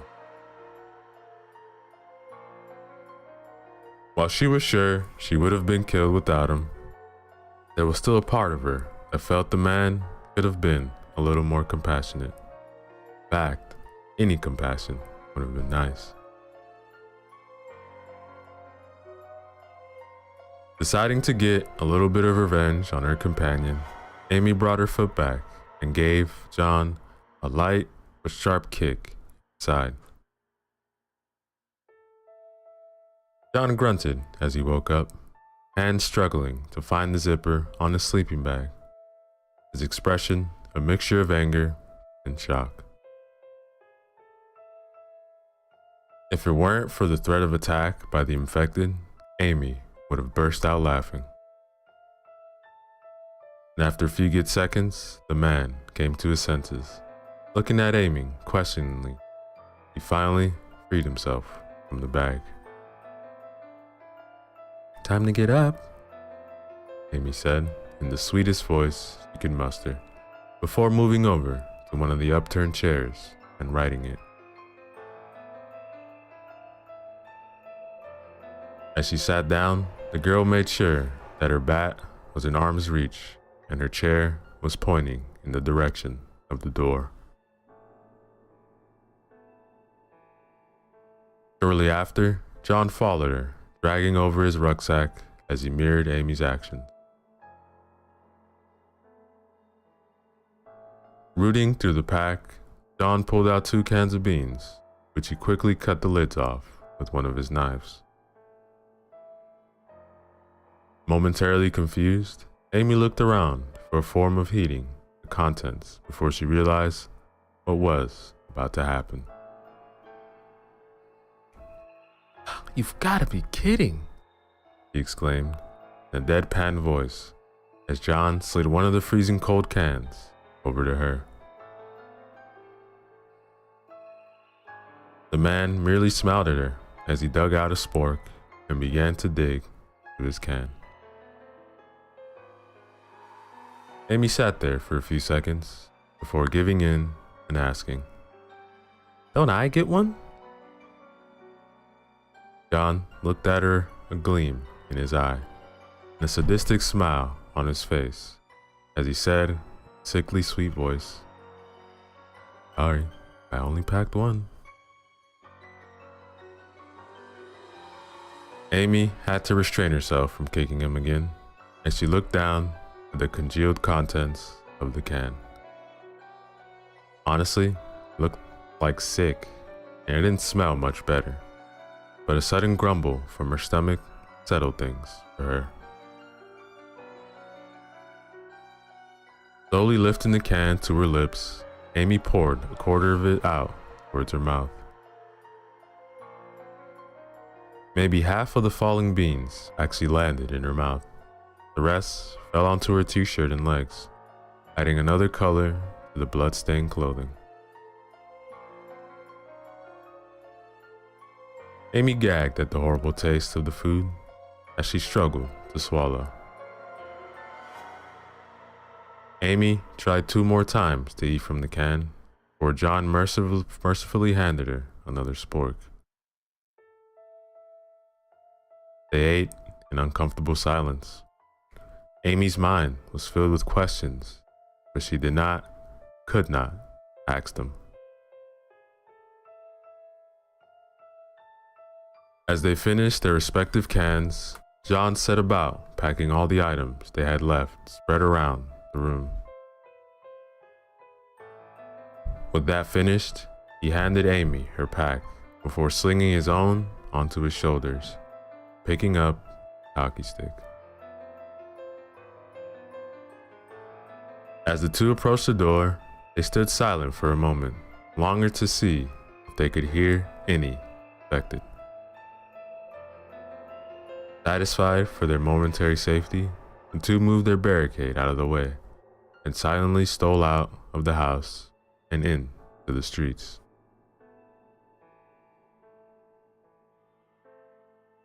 The carnage of the previous day was diminished, but still evidence of it could be seen anywhere you looked. Most noticeable of these reminders were the infected that swarmed the streets, in possibly even more numbers than before. Shambling around, no distinct direction, creatures made traveling through the main roads impossible, and instead the companions struck to alleys, gardens. The tension was incredible. Knowing that with every step they risked their lives was as thrilling as it was terrifying. But possibly the most impossible thing Amy saw that day was John. The man thrived in this new world. As the hours passed, Amy's concentration began to waver, but John only became more impressive, leading the two through the town with ease, skirting large groups of infected, distracting others that impeded their route. Amy felt her respect for the man increased with every step he took. This would not last.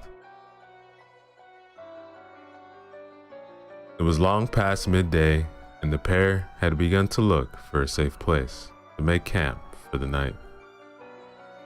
Then they heard it. The screaming and yells for help. Amy immediately made after them, believing her companion would follow her. It was human, after all, to want to help those in need, wasn't it? Amy raced through the streets, thankful that the areas infected seemed to be occupied somewhere else. She soon found them. The cries were coming from the doorway to the two-story detached house. A young girl was crying in front of the open door, while a middle-aged man was fending off a group of 8 infected with a piece of plywood. Amy made a move towards the scuffle, only for John to grab her by the arm and hold her back. "What are you doing? We need to go help them." "Just wait." Amy was forced to watch as the 2 of the infected broke past the man and latched on to the screaming girl. Amy averted her gaze, but there was a sickening squelch, and then the screaming stopped. The child was gutted in seconds.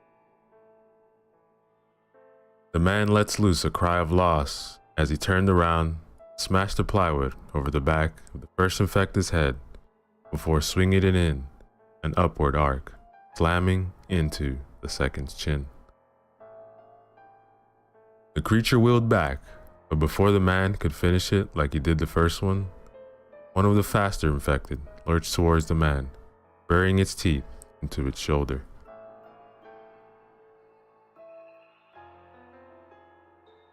John quickly lets Amy go and pressed a button on his watch.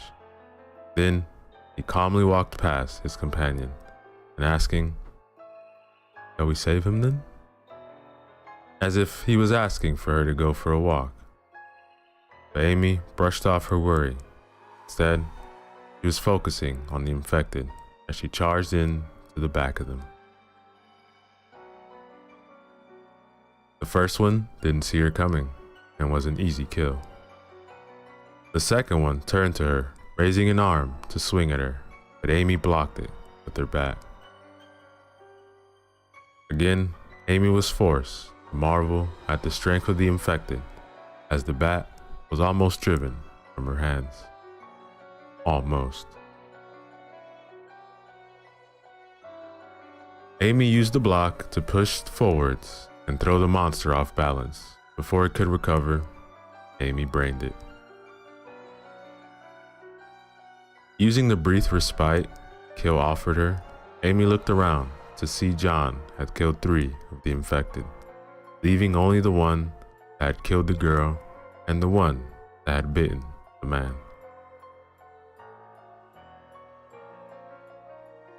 The 2 creatures fully concentrated on their new prey, allowing the man to feebly crawl over to the corpse of his daughter. The infected that had killed the girl charged forwards at John, who quickly sidestepped using the hockey stick to trip the monster, knocking it to the floor.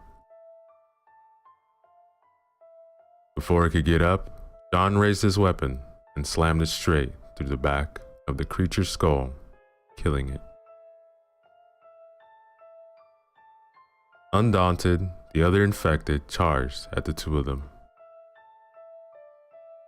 John spun on his heel, swinging his hockey stick into the thing's stomach, forcing it to double over, allowing Amy to rush forwards, bat raised, finishing it with one quick strike.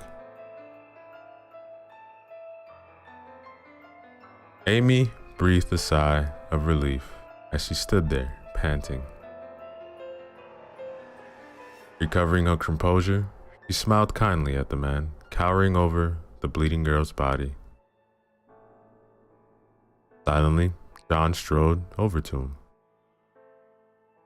"Come with us." "Where?" "Just into the house behind you."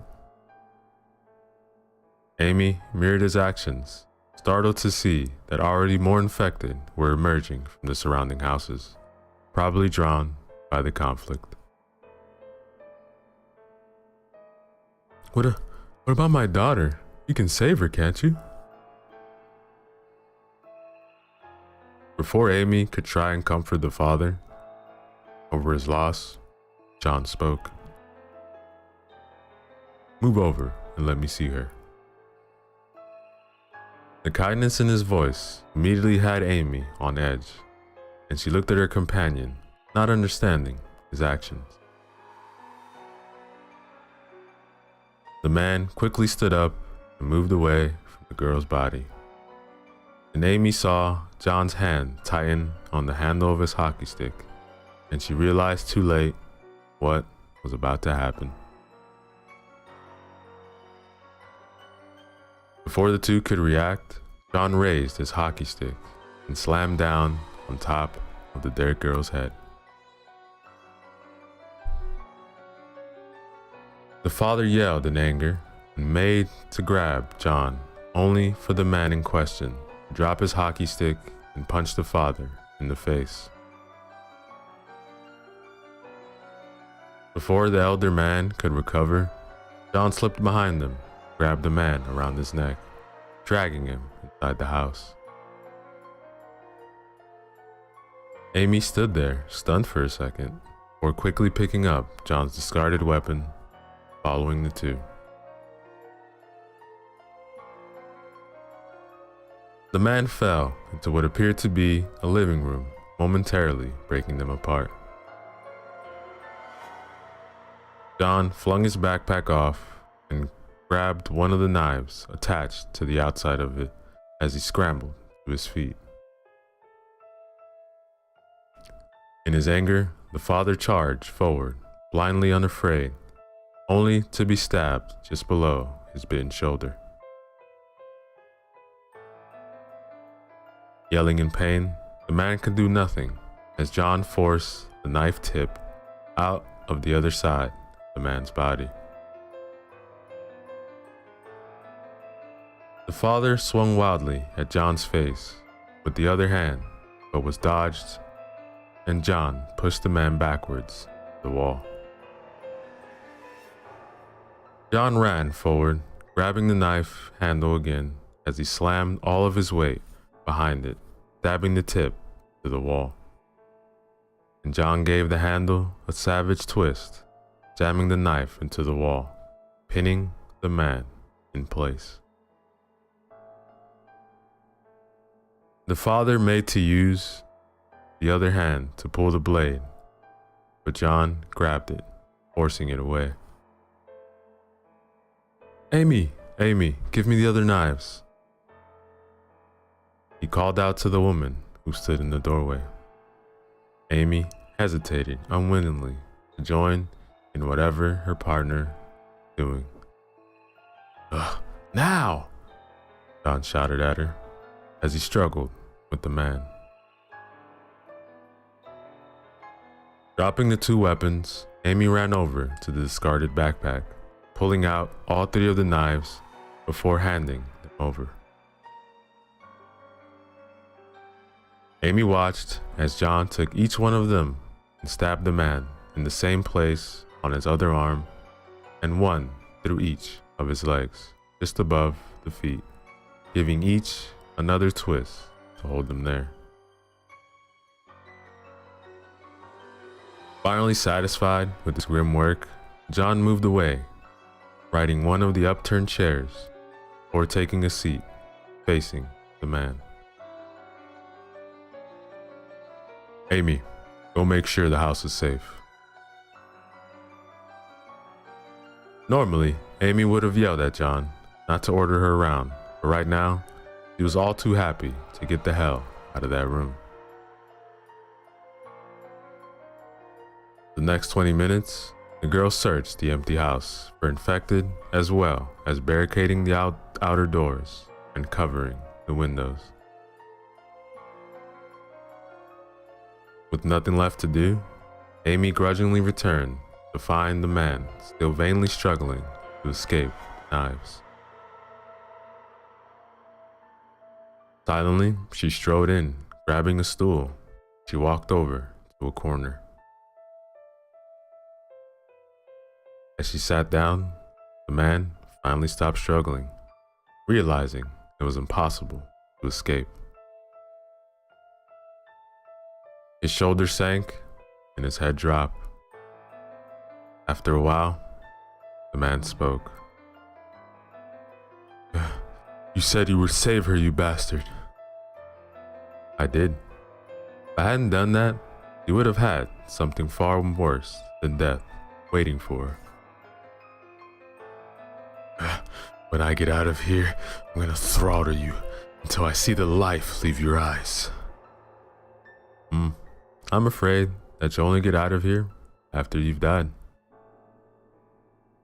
"If you're going to kill me, then just hurry up and do it." "Look, I'm not gonna kill you. You're a dead man walking." Then Amy perked up at that, and she just said, "John, can I talk to you for a minute?"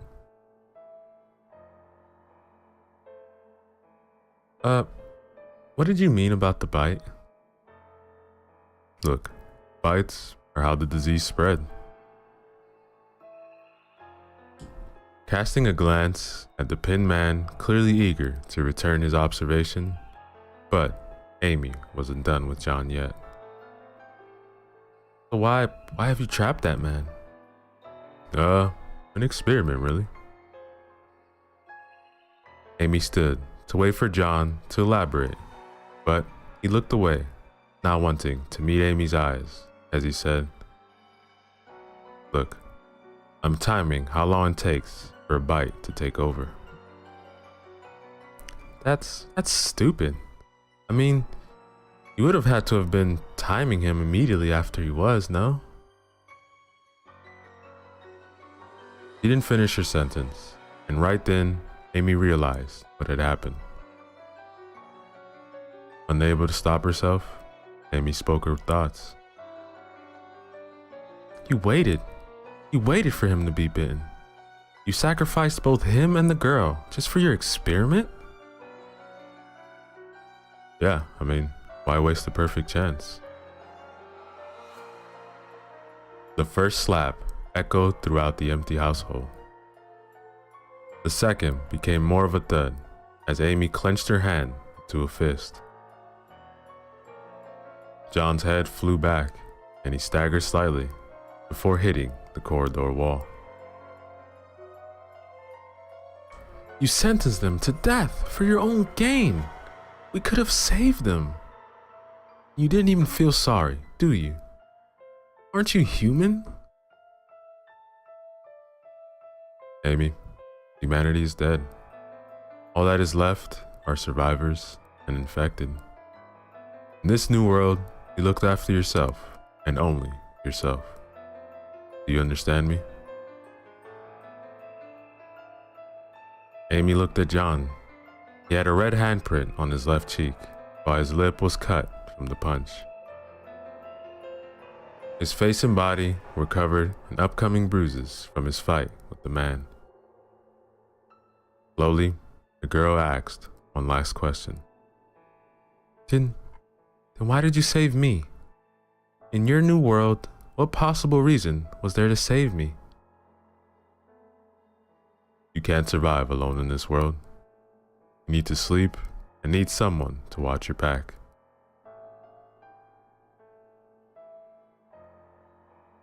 Why did you save me? You were the first person I saw. John's answer was full of regret, but it wasn't registered.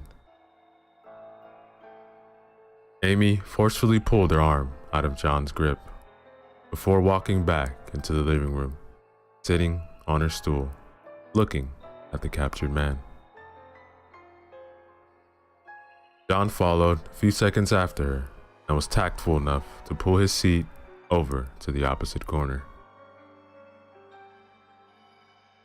The man didn't seem to register the two coming back in, or if he did, he didn't do anything about it. 20 minutes of silence passed as the man started to froth at the mouth. Half an hour later, the man slumped before he looked up. His eyes were now misted over, and he had the expression of an animal wild.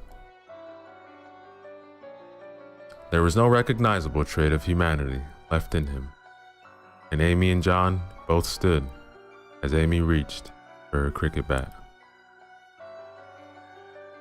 What are you doing? I'm killing it. Do you not understand that we have a trapped infected here? There are still so many other things we can learn from it, like, not this one.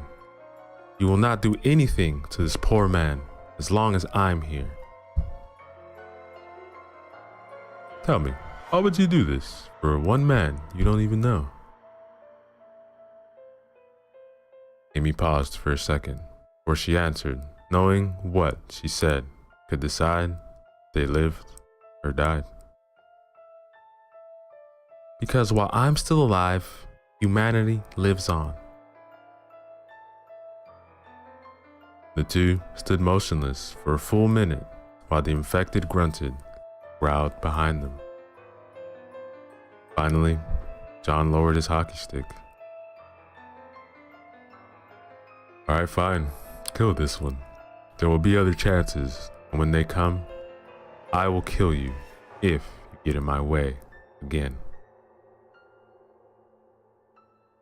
Both of them knew he meant it. John retrieved his backpack as he moved past the girl and made his way upstairs, shouting as he went. Look, we're staying here for the night, so come and find me when it gets dark. Oh, and clean the knives up when you're done with that thing. Amy let out a breath she had been holding as she turned back to the infected, raised her bat above her head. The infected looked at her with its vacant, angry stare. No comprehension, no kindness. I'm sorry, Amy whispered as she slammed her bat down on the creature's head.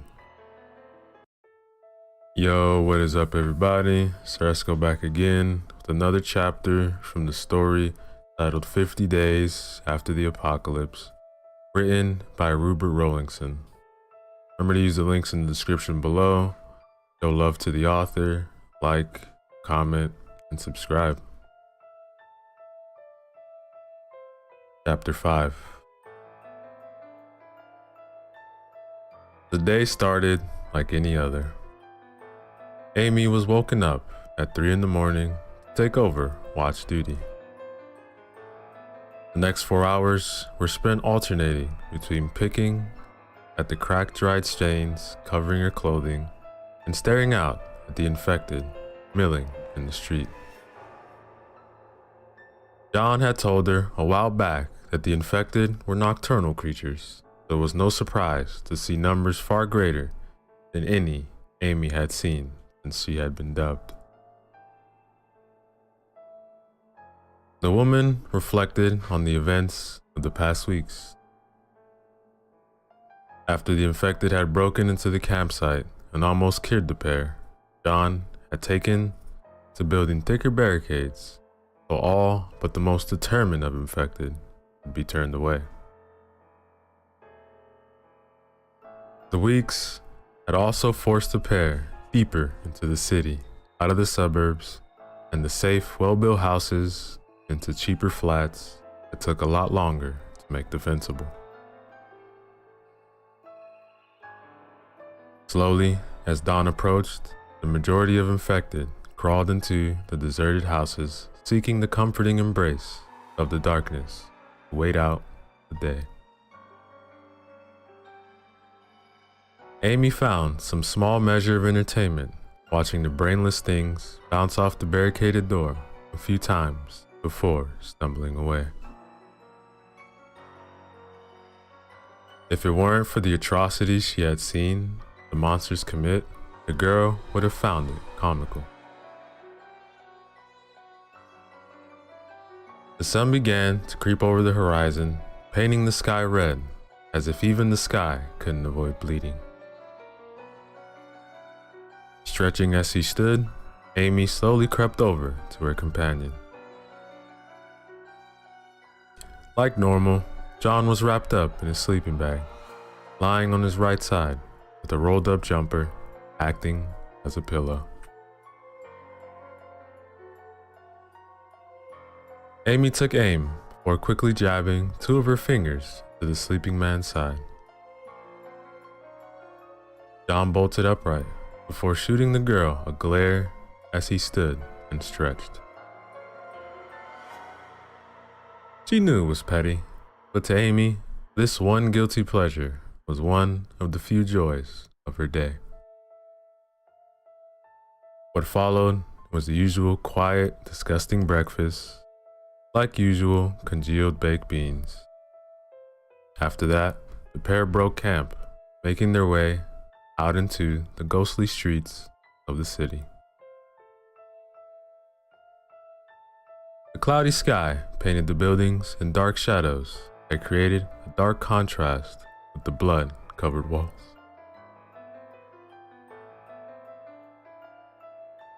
The morning passed without incident, John leading his partner around any packs of infected that braved the sunlight in their search of prey.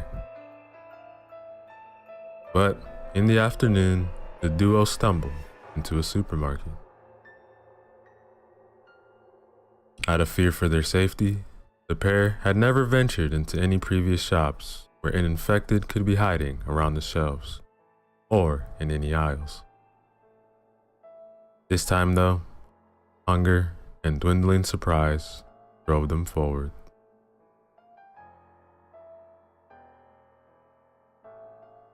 As the pair approached though, it was clear to see this supermarket was different.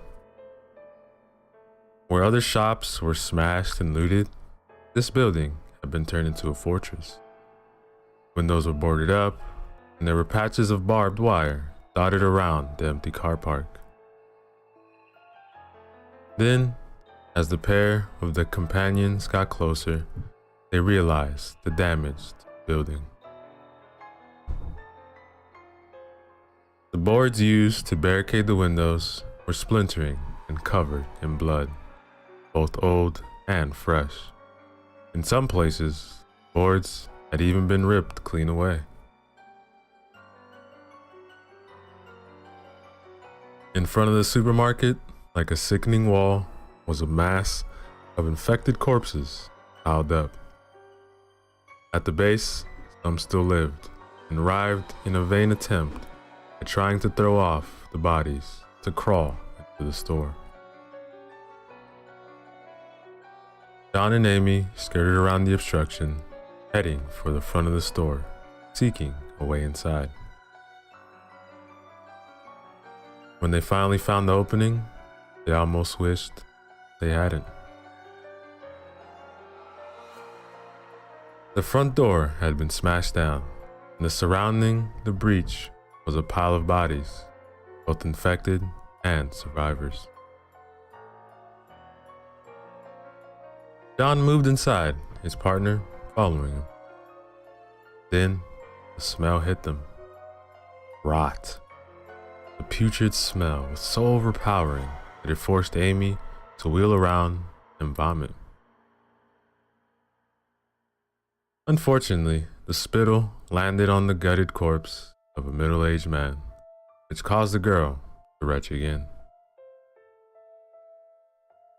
Taking deep breaths to regain her composure, the girl wiped her mouth on her sleeve, rejoined her companion.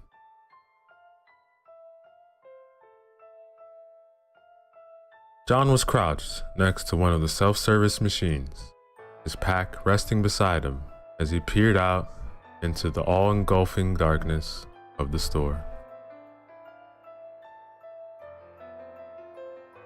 Slowly, the teen's eyes adjusted and the horror of the supermarket was revealed. The majority of the shelves had been pushed against the walls as a second line of defense, though there were few left at the back, presumably for storage. The cleared space left was used for sleeping, judging by the sleeping mats arrayed around the area. But Amy didn't see any of this. All she saw were the bodies. Men, women, young, old. They were all slaughtered in some of the most brutal ways imaginable. And the blood was everywhere, pooling on the floors and smeared across the walls. "Oh my God," Amy breathed as she unconsciously took a shuddering step forwards towards the carnage. Immediately, John's hand shot out and pulled the girl back down, gesturing with the other hand in motion for her to wait. Slowly, with a slight tremble in his hand, the boy reached out and grabbed an empty can. Catching on, Amy readied her bat and slid her own pack off as John pulled his arm back and threw a can. The object spiraled once and slammed into the opposite wall with a loud clang that echoed throughout the store. Almost immediately, the infected appeared, rising from the carnage, soaked in blood. The 6 of them shuffled forward, dragging lame and broken limbs behind them.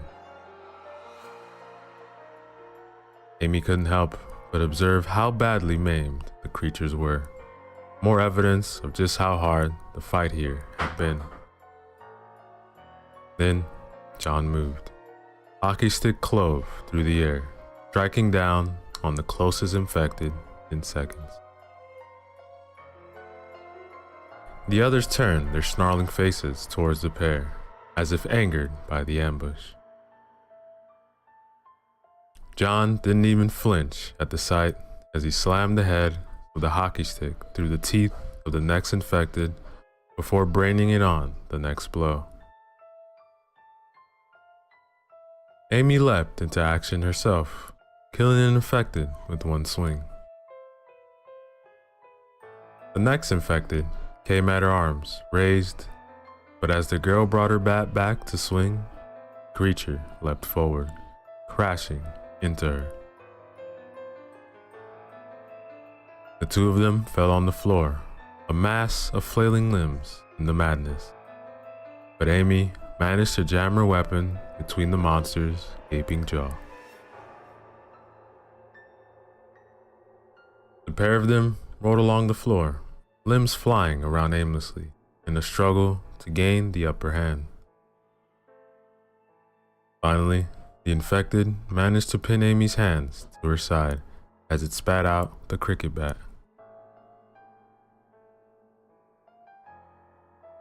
Amy struggled not to scream as the vice-like grip of the monster crushed her wrists.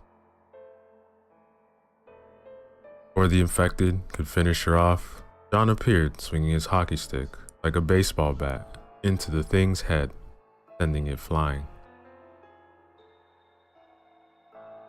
Amy quickly scanned for the next opponent, but was relieved to see her partner had finished them off.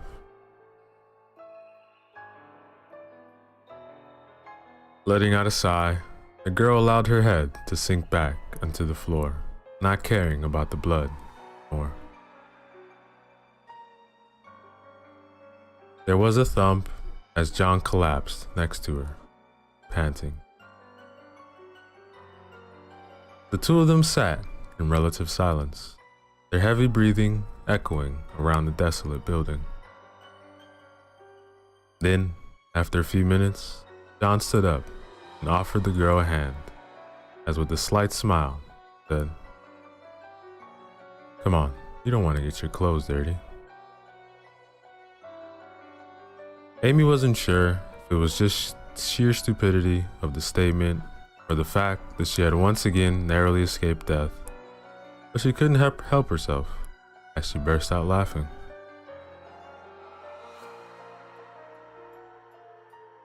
After the pair of them had recovered, they went and retrieved their worryingly empty packs before slowly making their way over to the storage shelves. That was when they found it. A treasure trove of supplies. Cans stacked on the shelves or rolling on the floor. Bottles of water were piled in one corner, and there were even a few loaves of bread and spices scattered around. The pair lost themselves in their excitement at seeing so much food after weeks of rationing close to starvation. The hours slipped by rapidly as their companions ate lunch and debated over what food to put in their packs. When their rucksacks were packed to the breaking point, the two of them sadly gathered up their things and left the supermarket.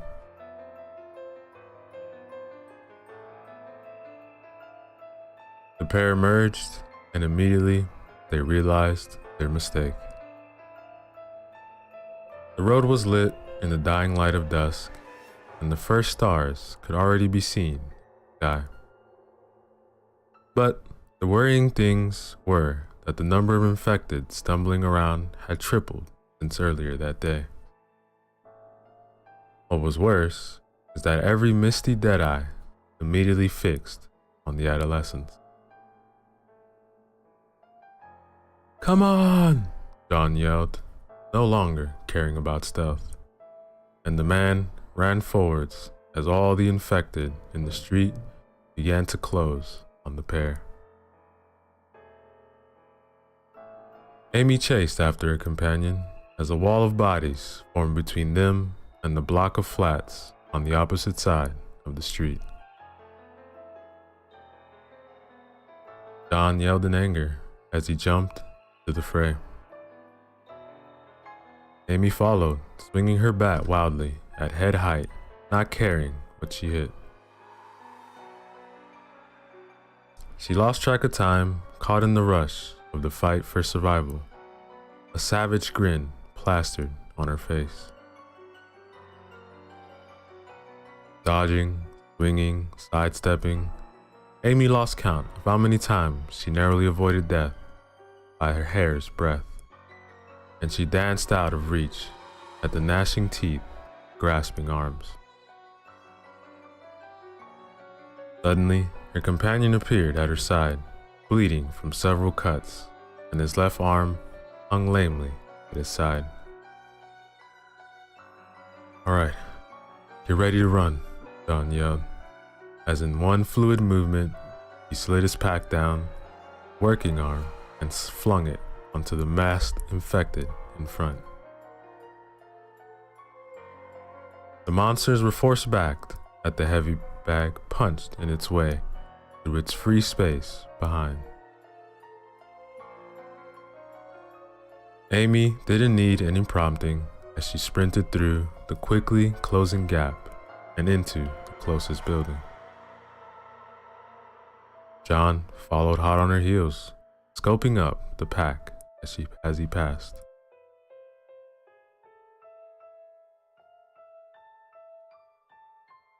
Amy ran through a small, grubby lobby, rushing up a rickety flight of steps.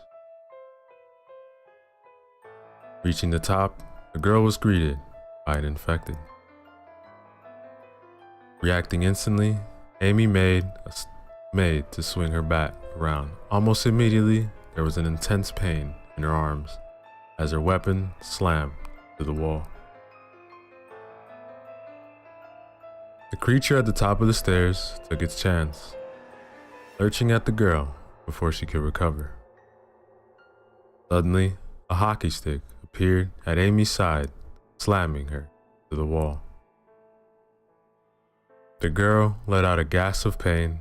She hit the wall just as the creature sailed past her, tumbling down the stairs. Come on, we gotta keep moving, John yelled. Amy turned to yell back at her companion, only to see the man was already trying to fend off some of the faster infected that were following them from the street. The girl began to run again, racing up the stairs to the second floor, John right behind her. Then, as she rounded the banister leading to the third floor, Amy saw them. There were 5 infected, slowly stumbling down the stairs. Normally, the pair would have fancied their chances against the pack, but in this cramped corridor, with over 50 more infected hot on their heels, trying to force through would just be suicide.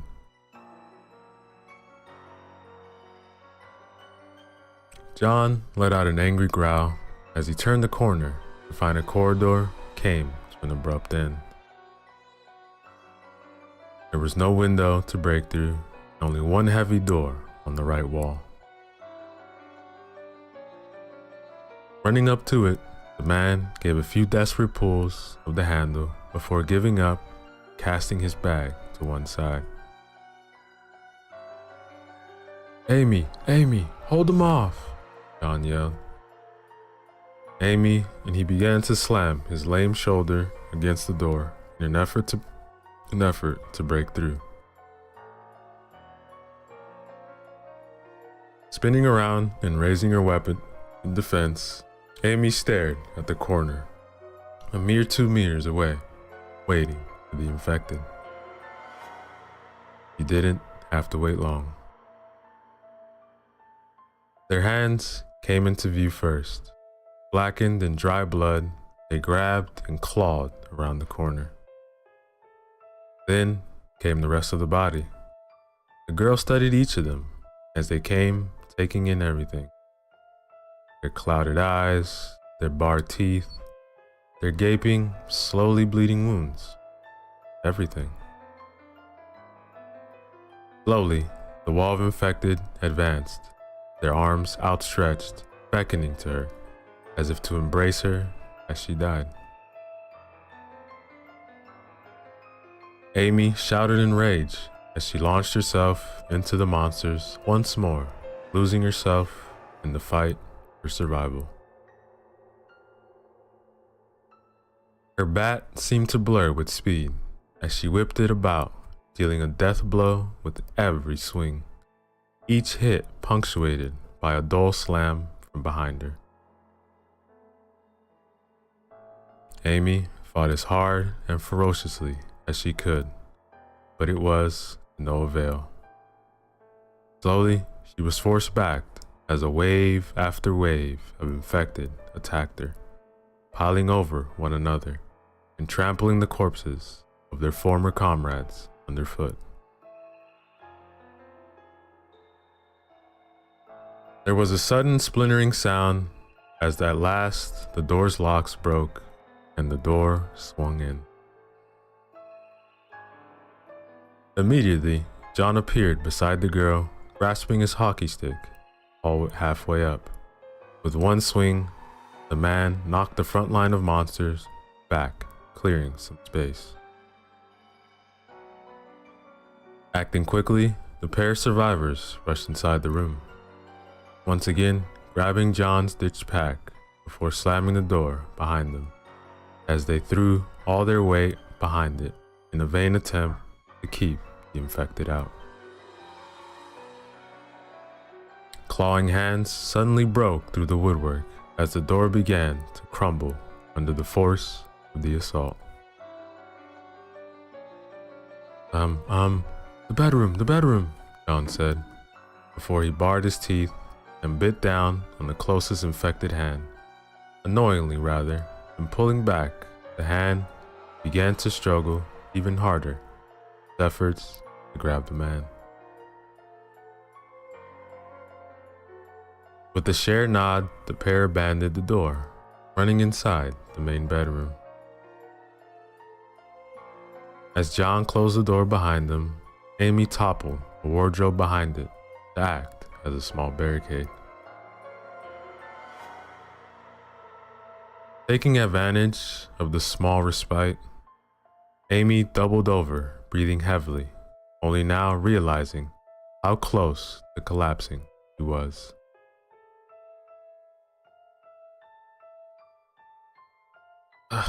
My arm. The girl looked at her companion as he spoke.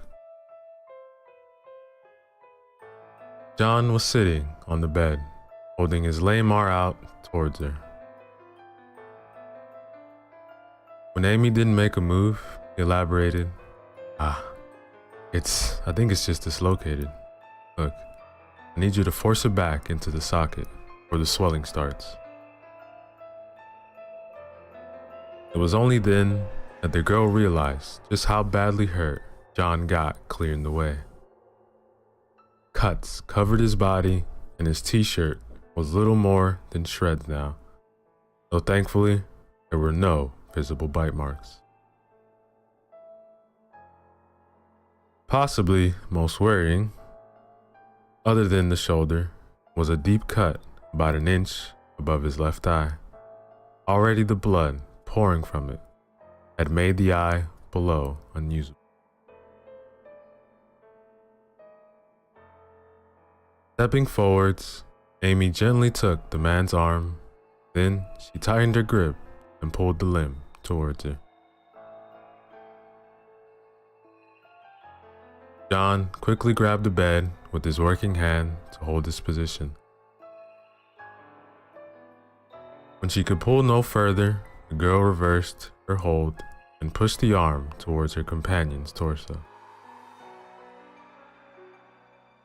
John gritted his teeth, and his arm painfully slid back into its socket. Then it was over. John made a few deft movements to check his arm was working, before offering a small smile of thanks.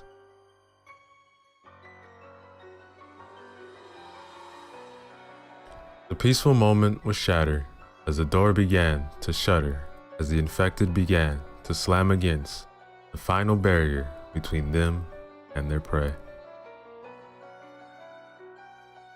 Reacting immediately, the pair shouldered their backsacks, and readied their weapons. Any bright ideas, John? John was casting about the Red Room, looking for anything that could be used to save their lives. There was a terrifying crunch as the first of the bloodied hands broke through the woodwork. Come on, John, there's no rush, Amy said sarcastically. Adrenaline once more was coursing through her system as all her senses strained to reach their peak. Then, John's eyes fixed on the window. Follow me, John said, already running to the window as more hands broke through the quickly deteriorating door. With a smash, John broke the window and raced out onto the balcony, Amy out on his heels. Letting out a triumphant yell, John saw what he had been hoping for. The building next door had a balcony 1.5 meters away. Not wasting any time, the man threw his backpack and hockey stick over before jumping up onto the balcony railing. Without hesitating, John leapt the gap, tumbling onto the adjacent building. Amy quickly followed suit, tossing her bag and weapon over before quickly hopping up onto the railing. Then she did the worst thing possible. She looked down. Below was a small alley separating the two buildings. Packed inside were the masses of infected scrambling over each other like maggots, their blank, vacant eyes staring up at the girl. A wave of vertigo hit her, causing Amy to grab onto the wall to stabilize herself. For a moment, she stood there, entranced by the sight. "Hurry up!" John's yell broke her out of her trance as she once again set her sights on the opposite balcony. But now, the gap didn't seem like 1.5 meters. Now, it felt like miles separated her from safety.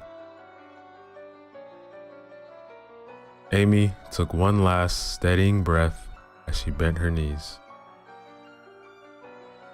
Suddenly, there was a crash, and the sound of wood snapping as the bedroom door was torn to pieces, and the infected got in. Instinctively, Amy looked back mid-jump, slipping slightly on the railing. The girl flew through the air, leaving the chasing infected behind. But there was one clear thing. She wasn't going to make it. Amy outstretched her hands, desperately trying to grab the opposite balcony. Time seemed to slow, and despite of all the noise around her, Amy couldn't hear a thing as she watched the ledge of the balcony rise above her hands, and she knew this was it. This was how she was going to die.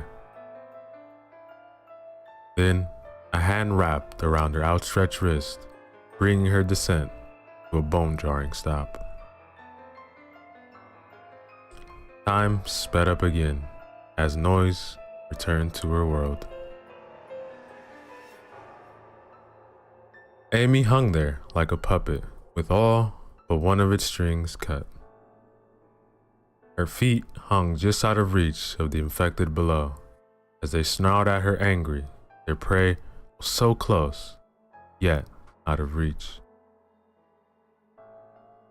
A second hand wrapped around their wrist, as slowly as the girl was pulled away from the monster.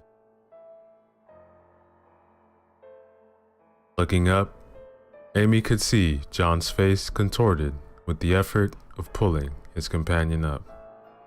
But there was something else. Something Amy had never seen John show before. There was a trace of terror tinged in his features.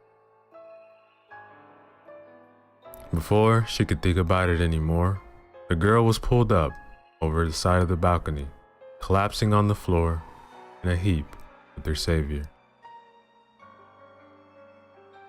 "That was John was saying before he was cut off as Amy wrapped her arms around him, and for the first time since day 0, cried through his shirt.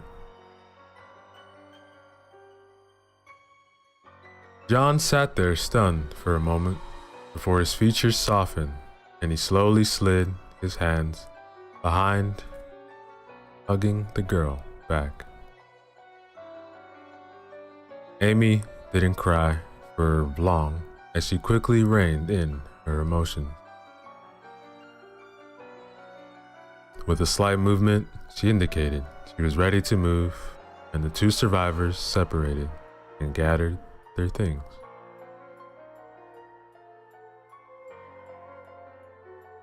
As John reached for the handle of the bay doors, the girl held his hand back. John looked at her questioningly. Meeting his gaze, Amy spoke. "Thank you." It was 2 simple words, but they were all that was needed to convey all the emotions the girl was feeling. With that, Amy released her companion's hand, and the two ventured to the building. It was not easy, but the pair were able to weave their way through the building, avoiding most of their pursuers and quickly braining any that they couldn't. Finally, a full hour After they had left the supermarket, the two of them settled on the studio apartment near the top of the building. Quickly barricading themselves in, they ate a sparing meal. Neither of them had munched on an appetite after the ordeal.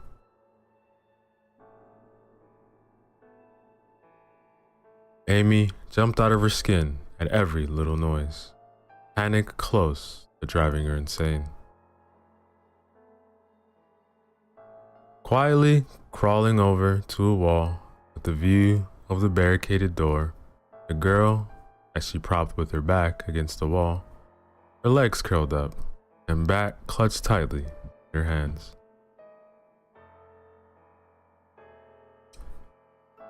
Amy sort of controlled her panic breathing, her vision focused solely on the door as the dark monsters of her mind began to claw at Amy's very sanity. An arm wrapped up around the girl's shoulder, causing her to jump. With a terrified glance, Amy looked questioningly at her companion. In response, the man tightened a one-arm hug slightly. Don't worry. For tonight at least, I promise I'll protect you. John's words were simple, but for some reason, they worked. Amy physically relaxed, limply holding her bat in one hand, and the rest of the girl's body collapsed against John, as all the exertion, panic of the day hit her. As her eyes fluttered in a vain attempt to remain conscious, Amy realized she had laid her head on John's right shoulder. And that, ladies and gentlemen, is the end of chapter 5.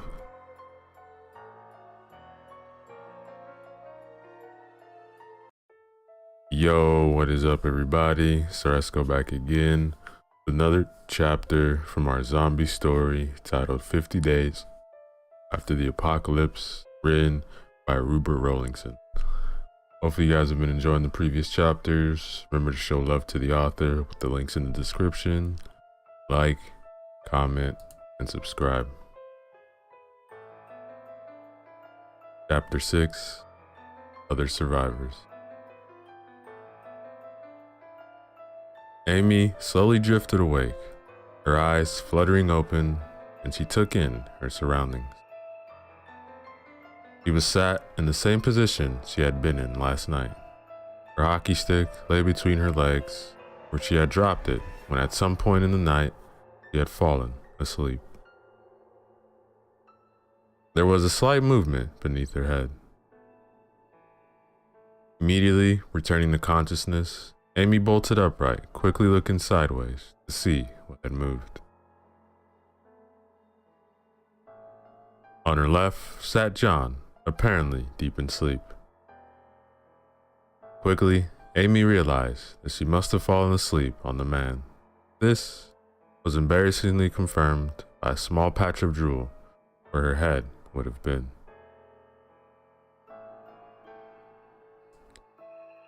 As she became more awake and the memories of the previous day returned, the girl couldn't help but stare at the peaceful face of her companion. John's face was slightly haggard, not helped by the patches of stubble that dotted his chin and neck. His hair was matted, and a mixture of congealed substances gave it a gel-like effect. The cut that had almost blinded John yesterday had scabbed over, and the man had wiped the drying blood away from her eye, making it usable again. Are you watching me sleep again? Amy blushed bright red. She quickly mumbled out some weak excuse. John let a small smile slip onto his face as he opened his eyes. Trying to distract from the situation, the embarrassed girl asked, "Have you slept yet?" Grabbed a few hours sleep after dawn. Once I was sure the infected wouldn't break in." "At dawn? What time is it?" Instead of an answer, John handed her the watch. 11:17. Amy stared at the time for a few seconds before she quickly began to crawl along the floor, gathering up all their belongings.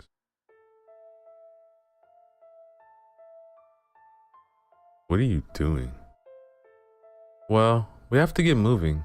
We need to search for..." Amy trailed off as she remembered what had happened yesterday, before the desperate fight. Her eyes darted over to the bulging packs stuffed to the brim, the supplies the pair had raided yesterday.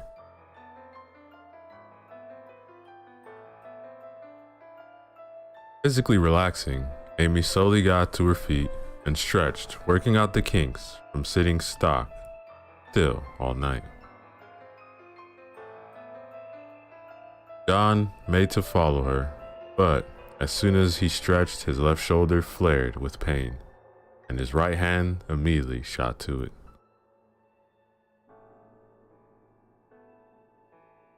With a shaky laugh, the man tried to brush the action off, as brushing his shoulder, but it didn't fool Amy.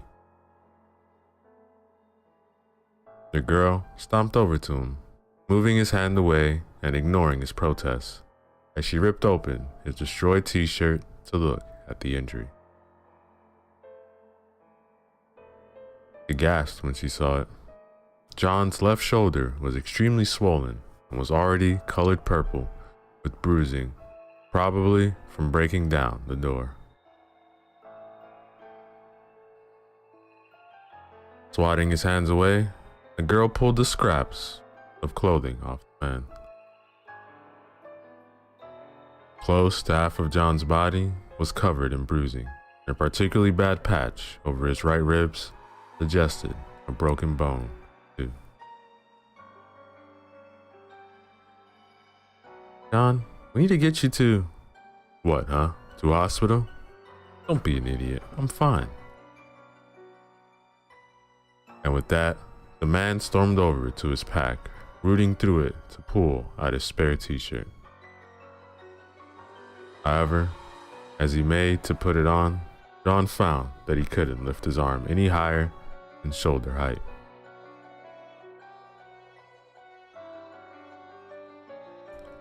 Amy slowly approached him as he struggled to slip the garment on, slightly placing her hand on his normal shoulder, causing the man to freeze. "Let me." The girl's hands slid across John's battered body, delicately taking hold of his left arm.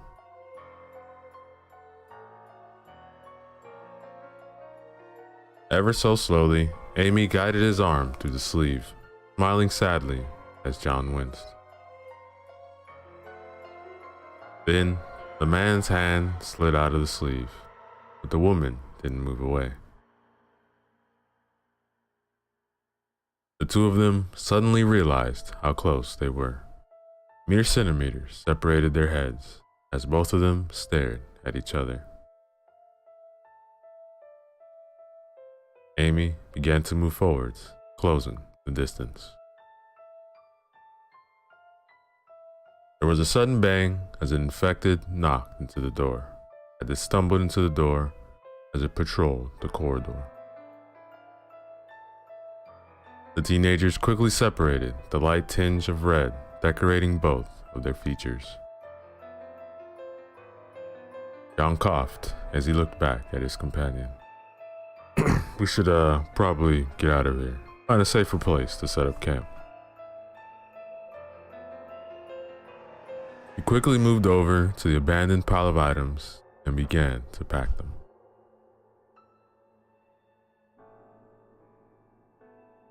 Amy didn't respond as she silently set about the task. Within minutes, all their stuff was packed and the two were ready to leave, choosing to forego breakfast.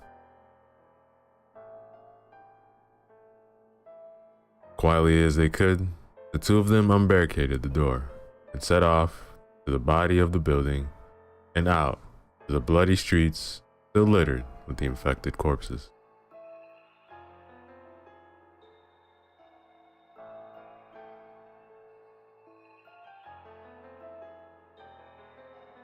The day was hot.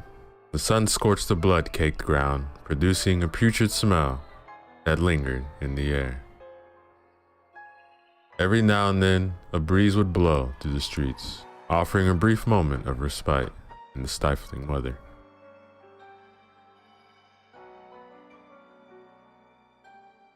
The infected were hardly to be seen as they sought the cool darkness of the buildings in an effort to protect against a quick decomposing rate. John and Amy cautiously stalked the streets, still wary of ambush after yesterday. Both of the survivors were covered in sweat from a mere hour of walking in the open sun, and their tempers were starting to fray.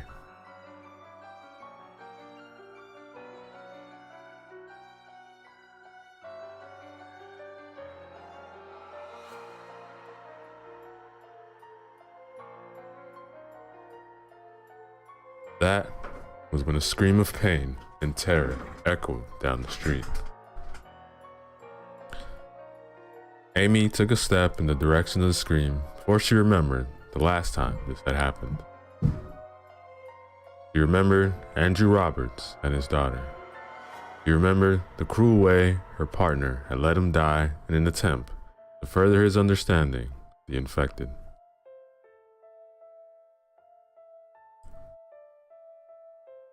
Amy glanced at their companion. She could see the same thoughts were going through his mind. Another scream echoed down the street, more desperate now. That did it. Before John could do anything, Amy set off, sprinting through the streets. It took her 2 minutes to reach a tall building, at least 15 stories high, from which the screams were coming from.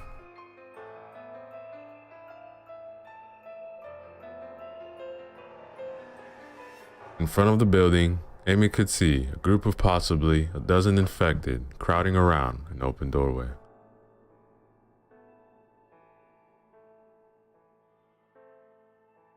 In front of the doorway stood a boy about 14 years old, armed with a plank of wood, trying to keep the creatures out.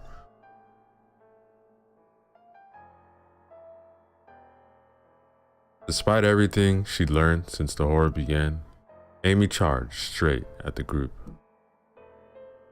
The first infected didn't even have a chance to turn around. The second didn't fare much better, as Amy forced her way through the group. The third infected lunged at her, but Amy nimbly sidestepped before bringing her bat down hard on the back of the creature's head. As the girl once again turned towards the doorway, she barely managed to lean back, avoiding a savage bite of the fourth infected. Trying desperately to back out of the thing's reach, Amy scuttled backwards, barely staying upright. But it was too slow. The infected took one long stride, grabbing Amy around the waist, raised his head to deliver a killer bite. A knife suddenly shot out from behind Amy's back, stabbing the infected through the eye, killing it instantly. The weapon was quickly pulled back, and Amy turned with it to look at her savior. John stood there, blood covering his fresh clothes, 2 more corpses behind them. Look, let's finish this first, then we'll have a long talk about safety. Amy felt her anger build at being disregarded. Turning back to the fight, he saw John, bloody knife in his left hand and the trusty hockey stick in his right, swiftly kill the seventh member of the pack. By the doorway, two of the infected grappled with the boy, while the third attempted to stalk around the scuffle to flank the defender.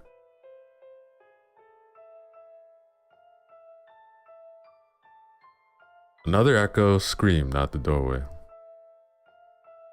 As Amy watched, the boy swung his plank sideways, knocking his two attackers off their feet, dealing with them the two swift strikes before turning to the third.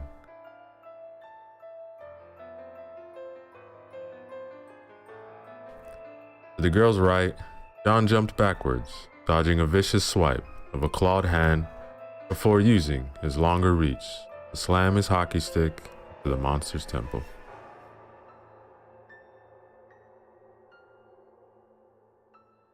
An animalistic smile crept onto the man's face as he watched the creature collapse to the ground, like a puppet that had its strings suddenly cut.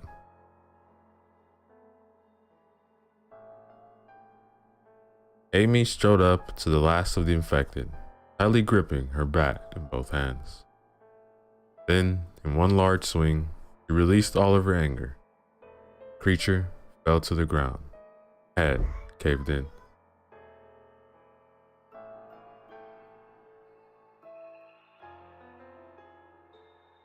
Taking a minute to catch her breath, Amy slowly turned to face the doorway, studying the boy. He was stood just inside the doorway, still holding his large wooden plank. He had short black hair and was quite tall for his age, nearing 6 foot perhaps, already taller than Amy. But what caught her attention was his eyes. They were the eyes of someone who had seen and done terrible things. The eyes of someone who was dead inside. They were the exact same eyes as Amy's companion. Another scream broke Amy out of her thoughts as John began to speak. "Look, we're here to help. Let us inside before the infected overrun the place." It was a command, not a question. Amy was about to reprimand John, where she heard the characteristic shuffling of feet and turned to see 3 more infected around the corner. The boy hesitated for a moment before nodding and motioning for the 2 to follow him inside. John followed, weapons held, ready. Taking one last look around, Amy ran inside the building after them, eager to avoid another fight.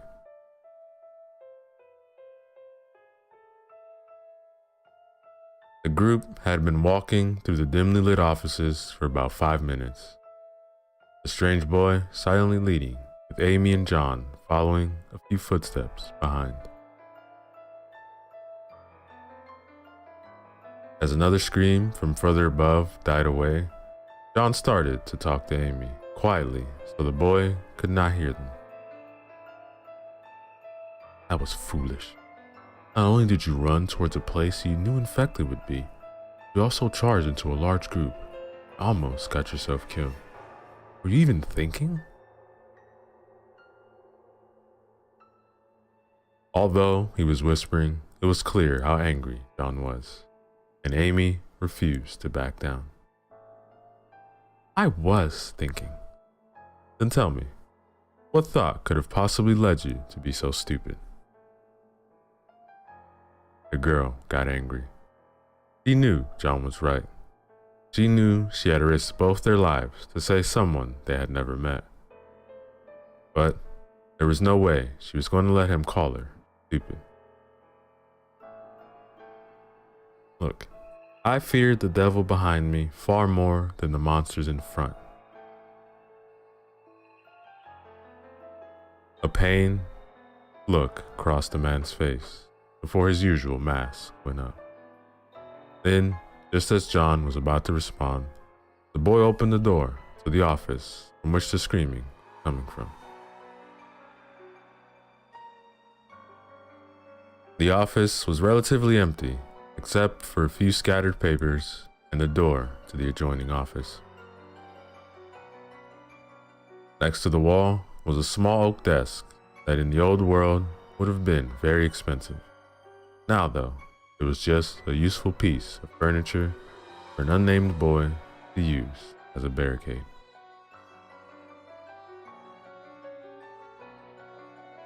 Pressed against the opposite of the wall, with her hand pressed to her side, was a screaming ginger-haired girl. Amy could see fresh blood seeping out underneath the girl's hand as it pressed into her left side. Please help me. Those things, they bit me. John walked further into the room, setting down his backpack and hockey stick on the floor, and jamming his knife between a belt loop as he walked towards the girl. Amy worriedly moved forwards, already knowing what was about to happen. As John got within a few steps of the girl, the boy appeared to Amy's left, mumbling something. Sorry, what was that? Amy asked, leaning closer to the boy. The boy mumbled the words again. This time, they were dreadfully clear. I'm sorry. Before Amy could do anything, the boy had slipped behind her and was now holding a knife to her throat as a man burst in through the adjoining door, tackling John to the ground. Amy reacted quickly, grabbing the knife hand of the boy and pulling it away, but the other hand came up, wrapping it tightly around her neck. Amy struggled against her attacker, swinging her cricket bat behind her to try and hit him.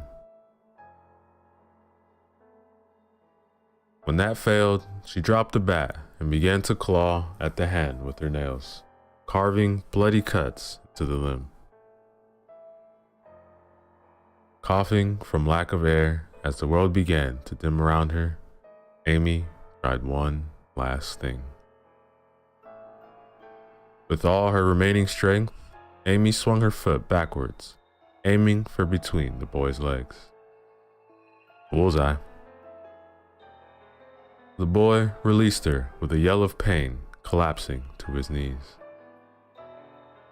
Amy stumbled away, panting and coughing intermittent. As she turned to look for her bat, she saw the boy once again on his feet, bat in hand and fire in his eyes. Before Amy could do anything, the boy swung the bat, catching her on her chin and knocking her out. And ladies and gentlemen, the end of our chapter.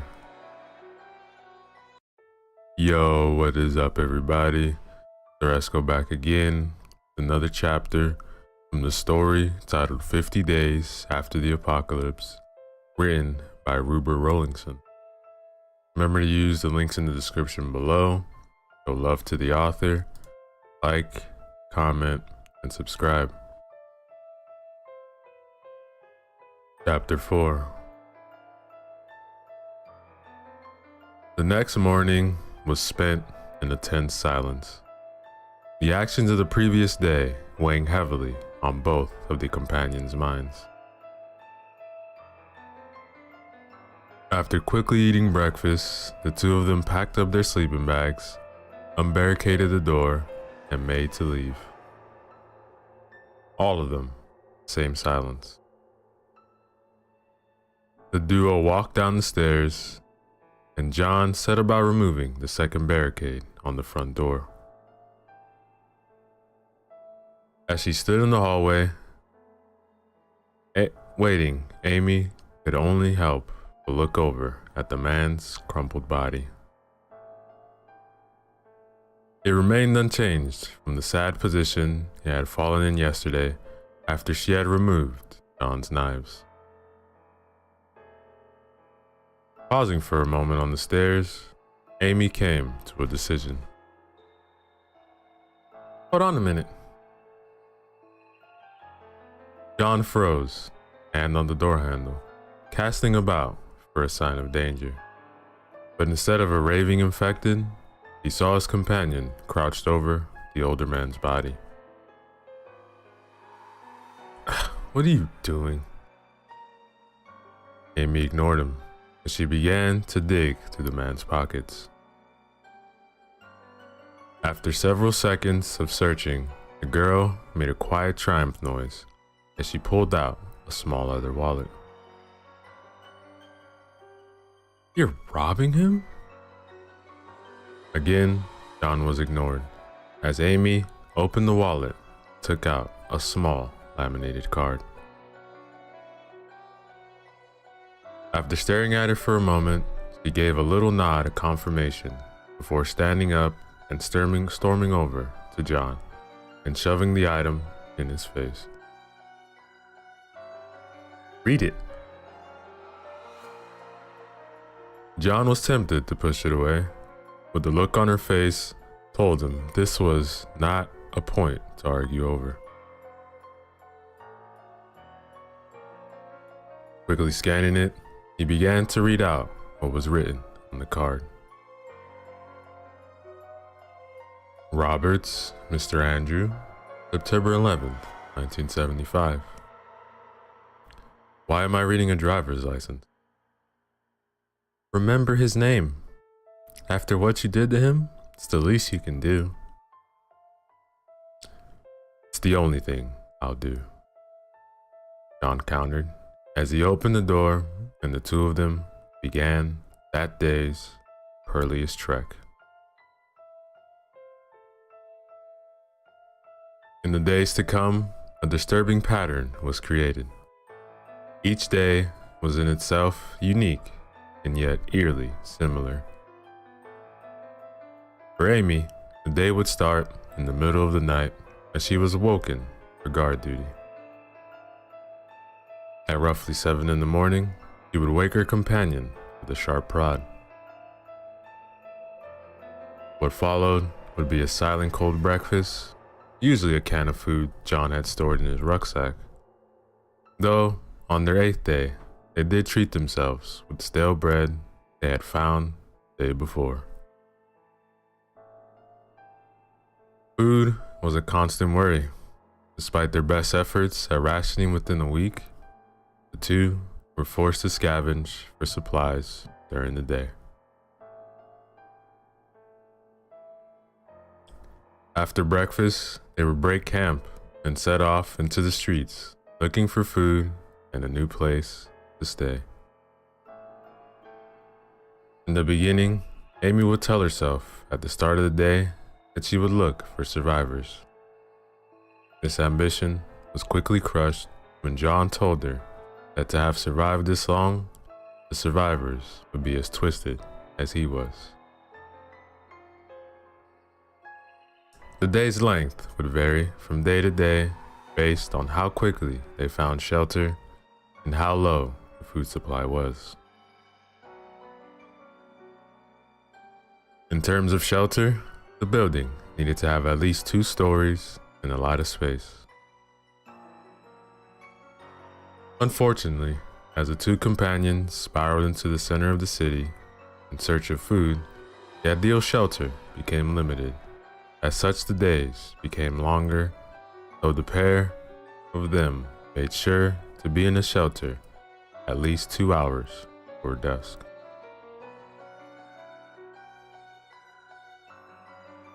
When they did find shelter there was a small matter of clearing the infected that undoubtedly lay in ambush outside. Amy had to admit that when it came to fighting infected, John was unparalleled. With an efficiency that bordered on scary, he would dispatch the creatures in mere seconds. Then came the worst part of the day. If John was able to trap one of the infected, he would perform his experiments on them. Initially, Amy had objected, still viewing the creatures with a shred of mercy. This ended on the 5th day, when an infected almost tore her throat out with its teeth. After that, she accepted whatever John did as a necessary evil and would leave the room to make camp. After John had finished, he would come and find her, normally wiping off one of his knives with a piece of cloth he would rip off of a curtain. Sometimes, if he was in a good mood, John would tell Amy what he had found, like the fact that the infected had no sense of smell, which he was extremely happy about, though he grudgingly told her that their sight and hearing could near superhuman levels, depending on the degree of deterioration. On some of the worst days, John would enter their camp and sit dejectedly in a corner, picking at the cold canned food they had to eat for dinner.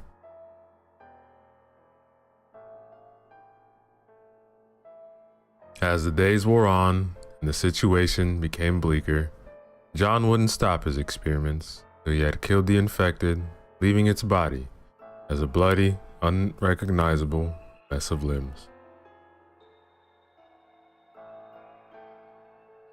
After an unusually silent meal at dusk, Amy would unfurl her sleeping bag, try to get a few hours' peace before the maddening cycle would begin again.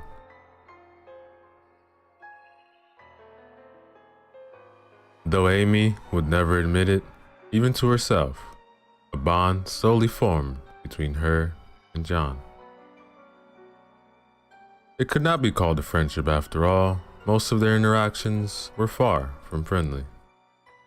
But at the same time, it was something deeper than that, a dependence on the other. It was not just a matter of needing the other for safety, but to them, the companionship was all that was keeping them sane.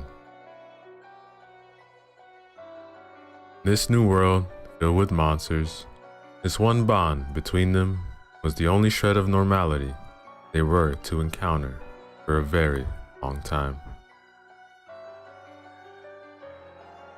Finally, on the 20th day after this whole nightmare began, the cycle was broken, but in its place arose a much more dire and dangerous situation.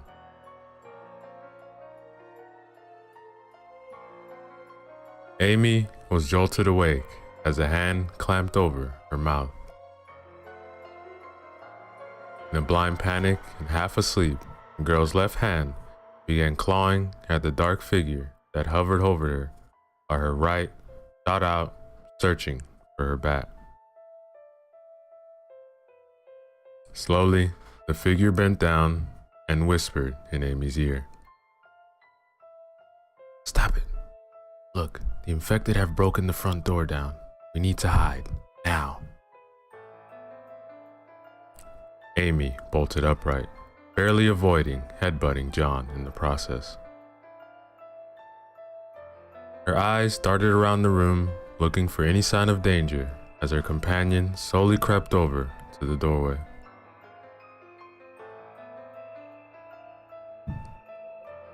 Amy quietly crawled over to her bag as John poked his head out of the broken door. "Leave them," John hissed as he came back to retrieve his hockey stick before joining the girl by the bags.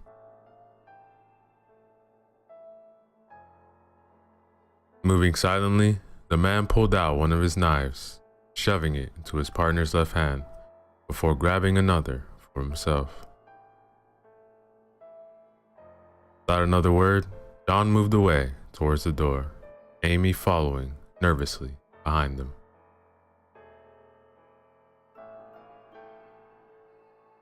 With slow shuffling steps, the pair moved into the corridor. The grimy, bloodied walls were viewable by the light of the moon as it shone into the hallway through a crack in the boarded up window at the end of the walkway. Amy opened her mouth to ask where they were going. That was when she heard it. Slow, hoarse breaths. And the house seemed to become colder as a dreadful chill filled the girl. Boom. A step. Floorboards creaked under the weight of a body. Boom. Closer this time. Amy's senses strained to their maximum as she visualized the downstairs room, trying to work out where the monster was. Boom, boom. There was more than one, and they were moving even closer as their dreadful breaths became more ragged, almost as if they could sense their prey was near.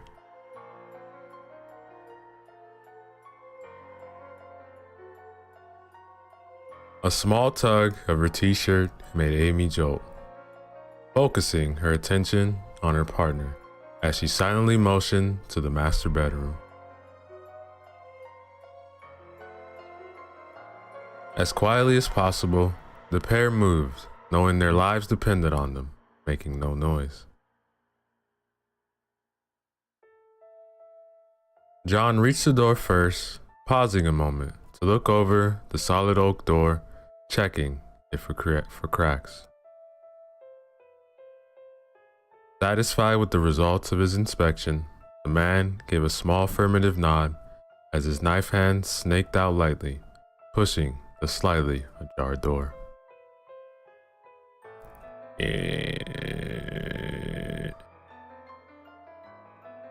The pair froze, listening, praying that the infected hadn't heard them. Dum, dum, dum. Faster now, on the stairs, the footsteps echoed through the hallway. To Amy, each step felt like a dagger, stabbing into her. John cursed as he shoved the door fully open, not caring as it let out another hideous shriek of protest. Running into the room, the man pointed at the wardrobe, where he practically threw himself behind the far end bedside table. Without a moment's hesitation, Amy rushed over to a piece of furniture, wrenching the doors open as more rushed, stumbling footsteps could be heard from the corridor. She had mere seconds to jump into the wardrobe and shut the doors behind her, or it appeared. The infected walked with a small stump as it walked into the room. The body of the infected was that of a man in his late 30s. Long brown hair was matted, dried blood, and the girl could make out the infected's dead, milky eyes, even from her hiding spot. With one shuddering step, the monster moved further into the room, craning its neck to the side, listening. It stood there motionless, the only sound its horrible, ragged breathing. Amy held her breath as she stared out of a crack at the infected, as she fought every bone in her body not to run out of her hiding space in a blind panic. After an eternity, the creature gave up. With slow, faltering steps, it turned around.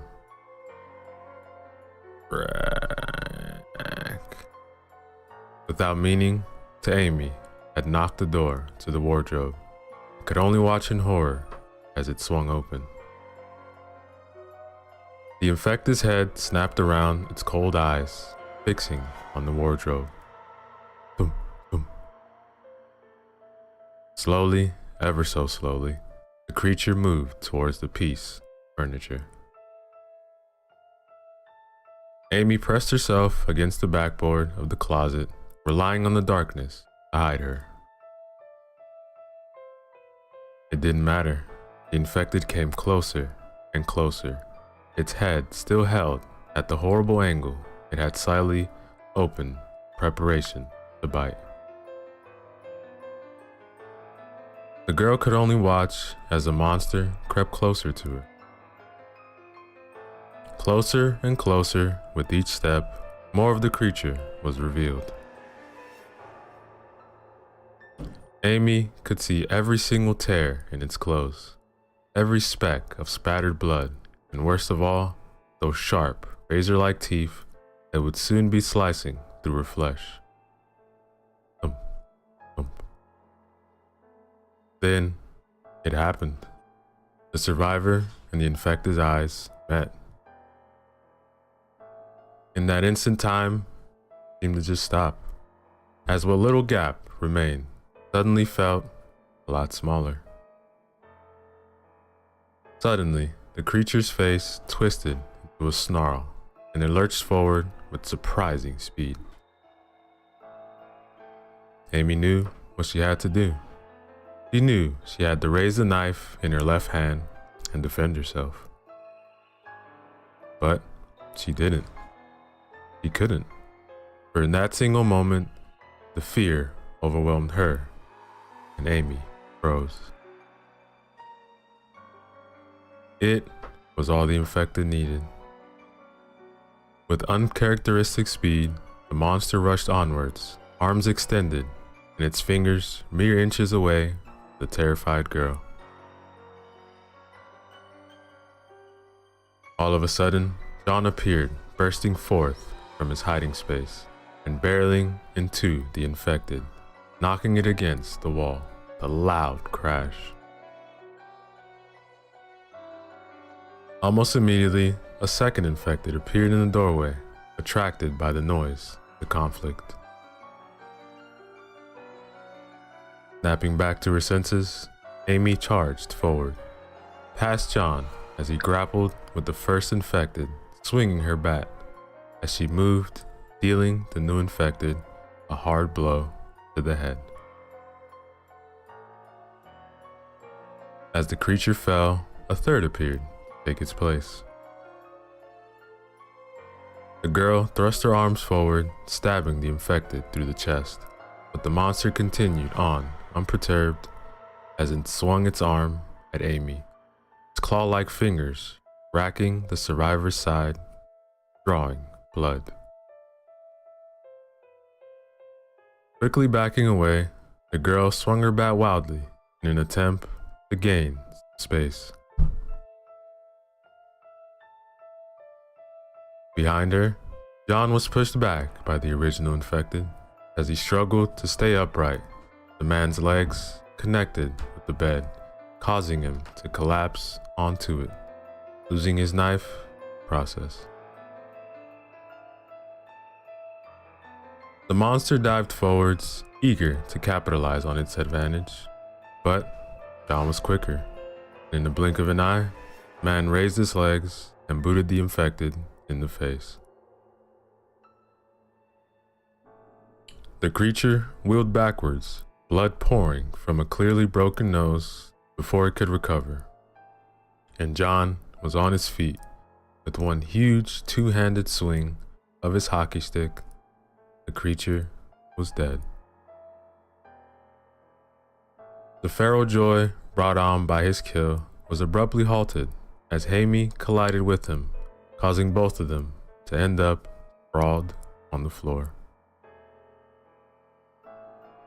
Towering above them, the final infected opened its gaping maw and plunged towards the pair. Acting on instinct, Amy threw her hands out to protect herself. The knife still clutched fervently in her left hand. It flew forwards before embedding itself to the skull of the infected, straight through its eyes.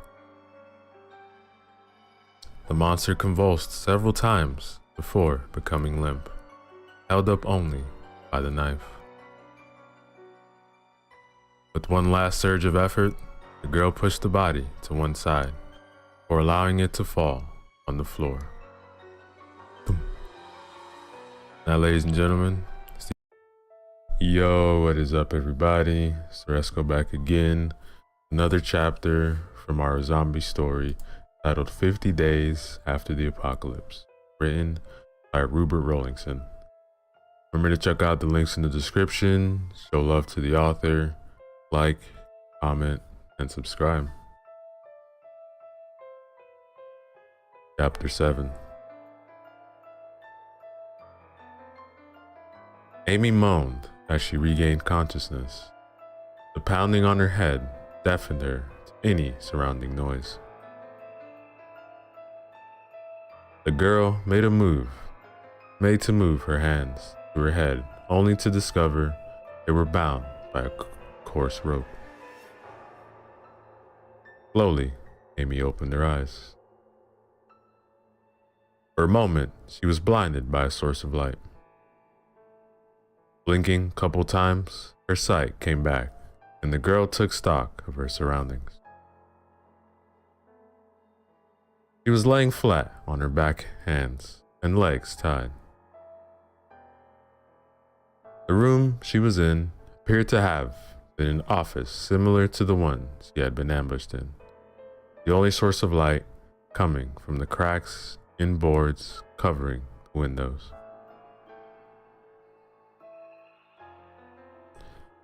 Rolling onto her side, Amy searched the room for a companion. Instead of John, she saw a group of 4 people, similarly bound, huddled in a corner. The eldest girl was about 19 years old, and had shoulder-length dark brown hair in a bowl-style cut. Like most survivors, her clothes were splattered with the usual gore and tears. Just under her right eye were 3 gruesome, unhealed scars that twisted her face to an angry scowl.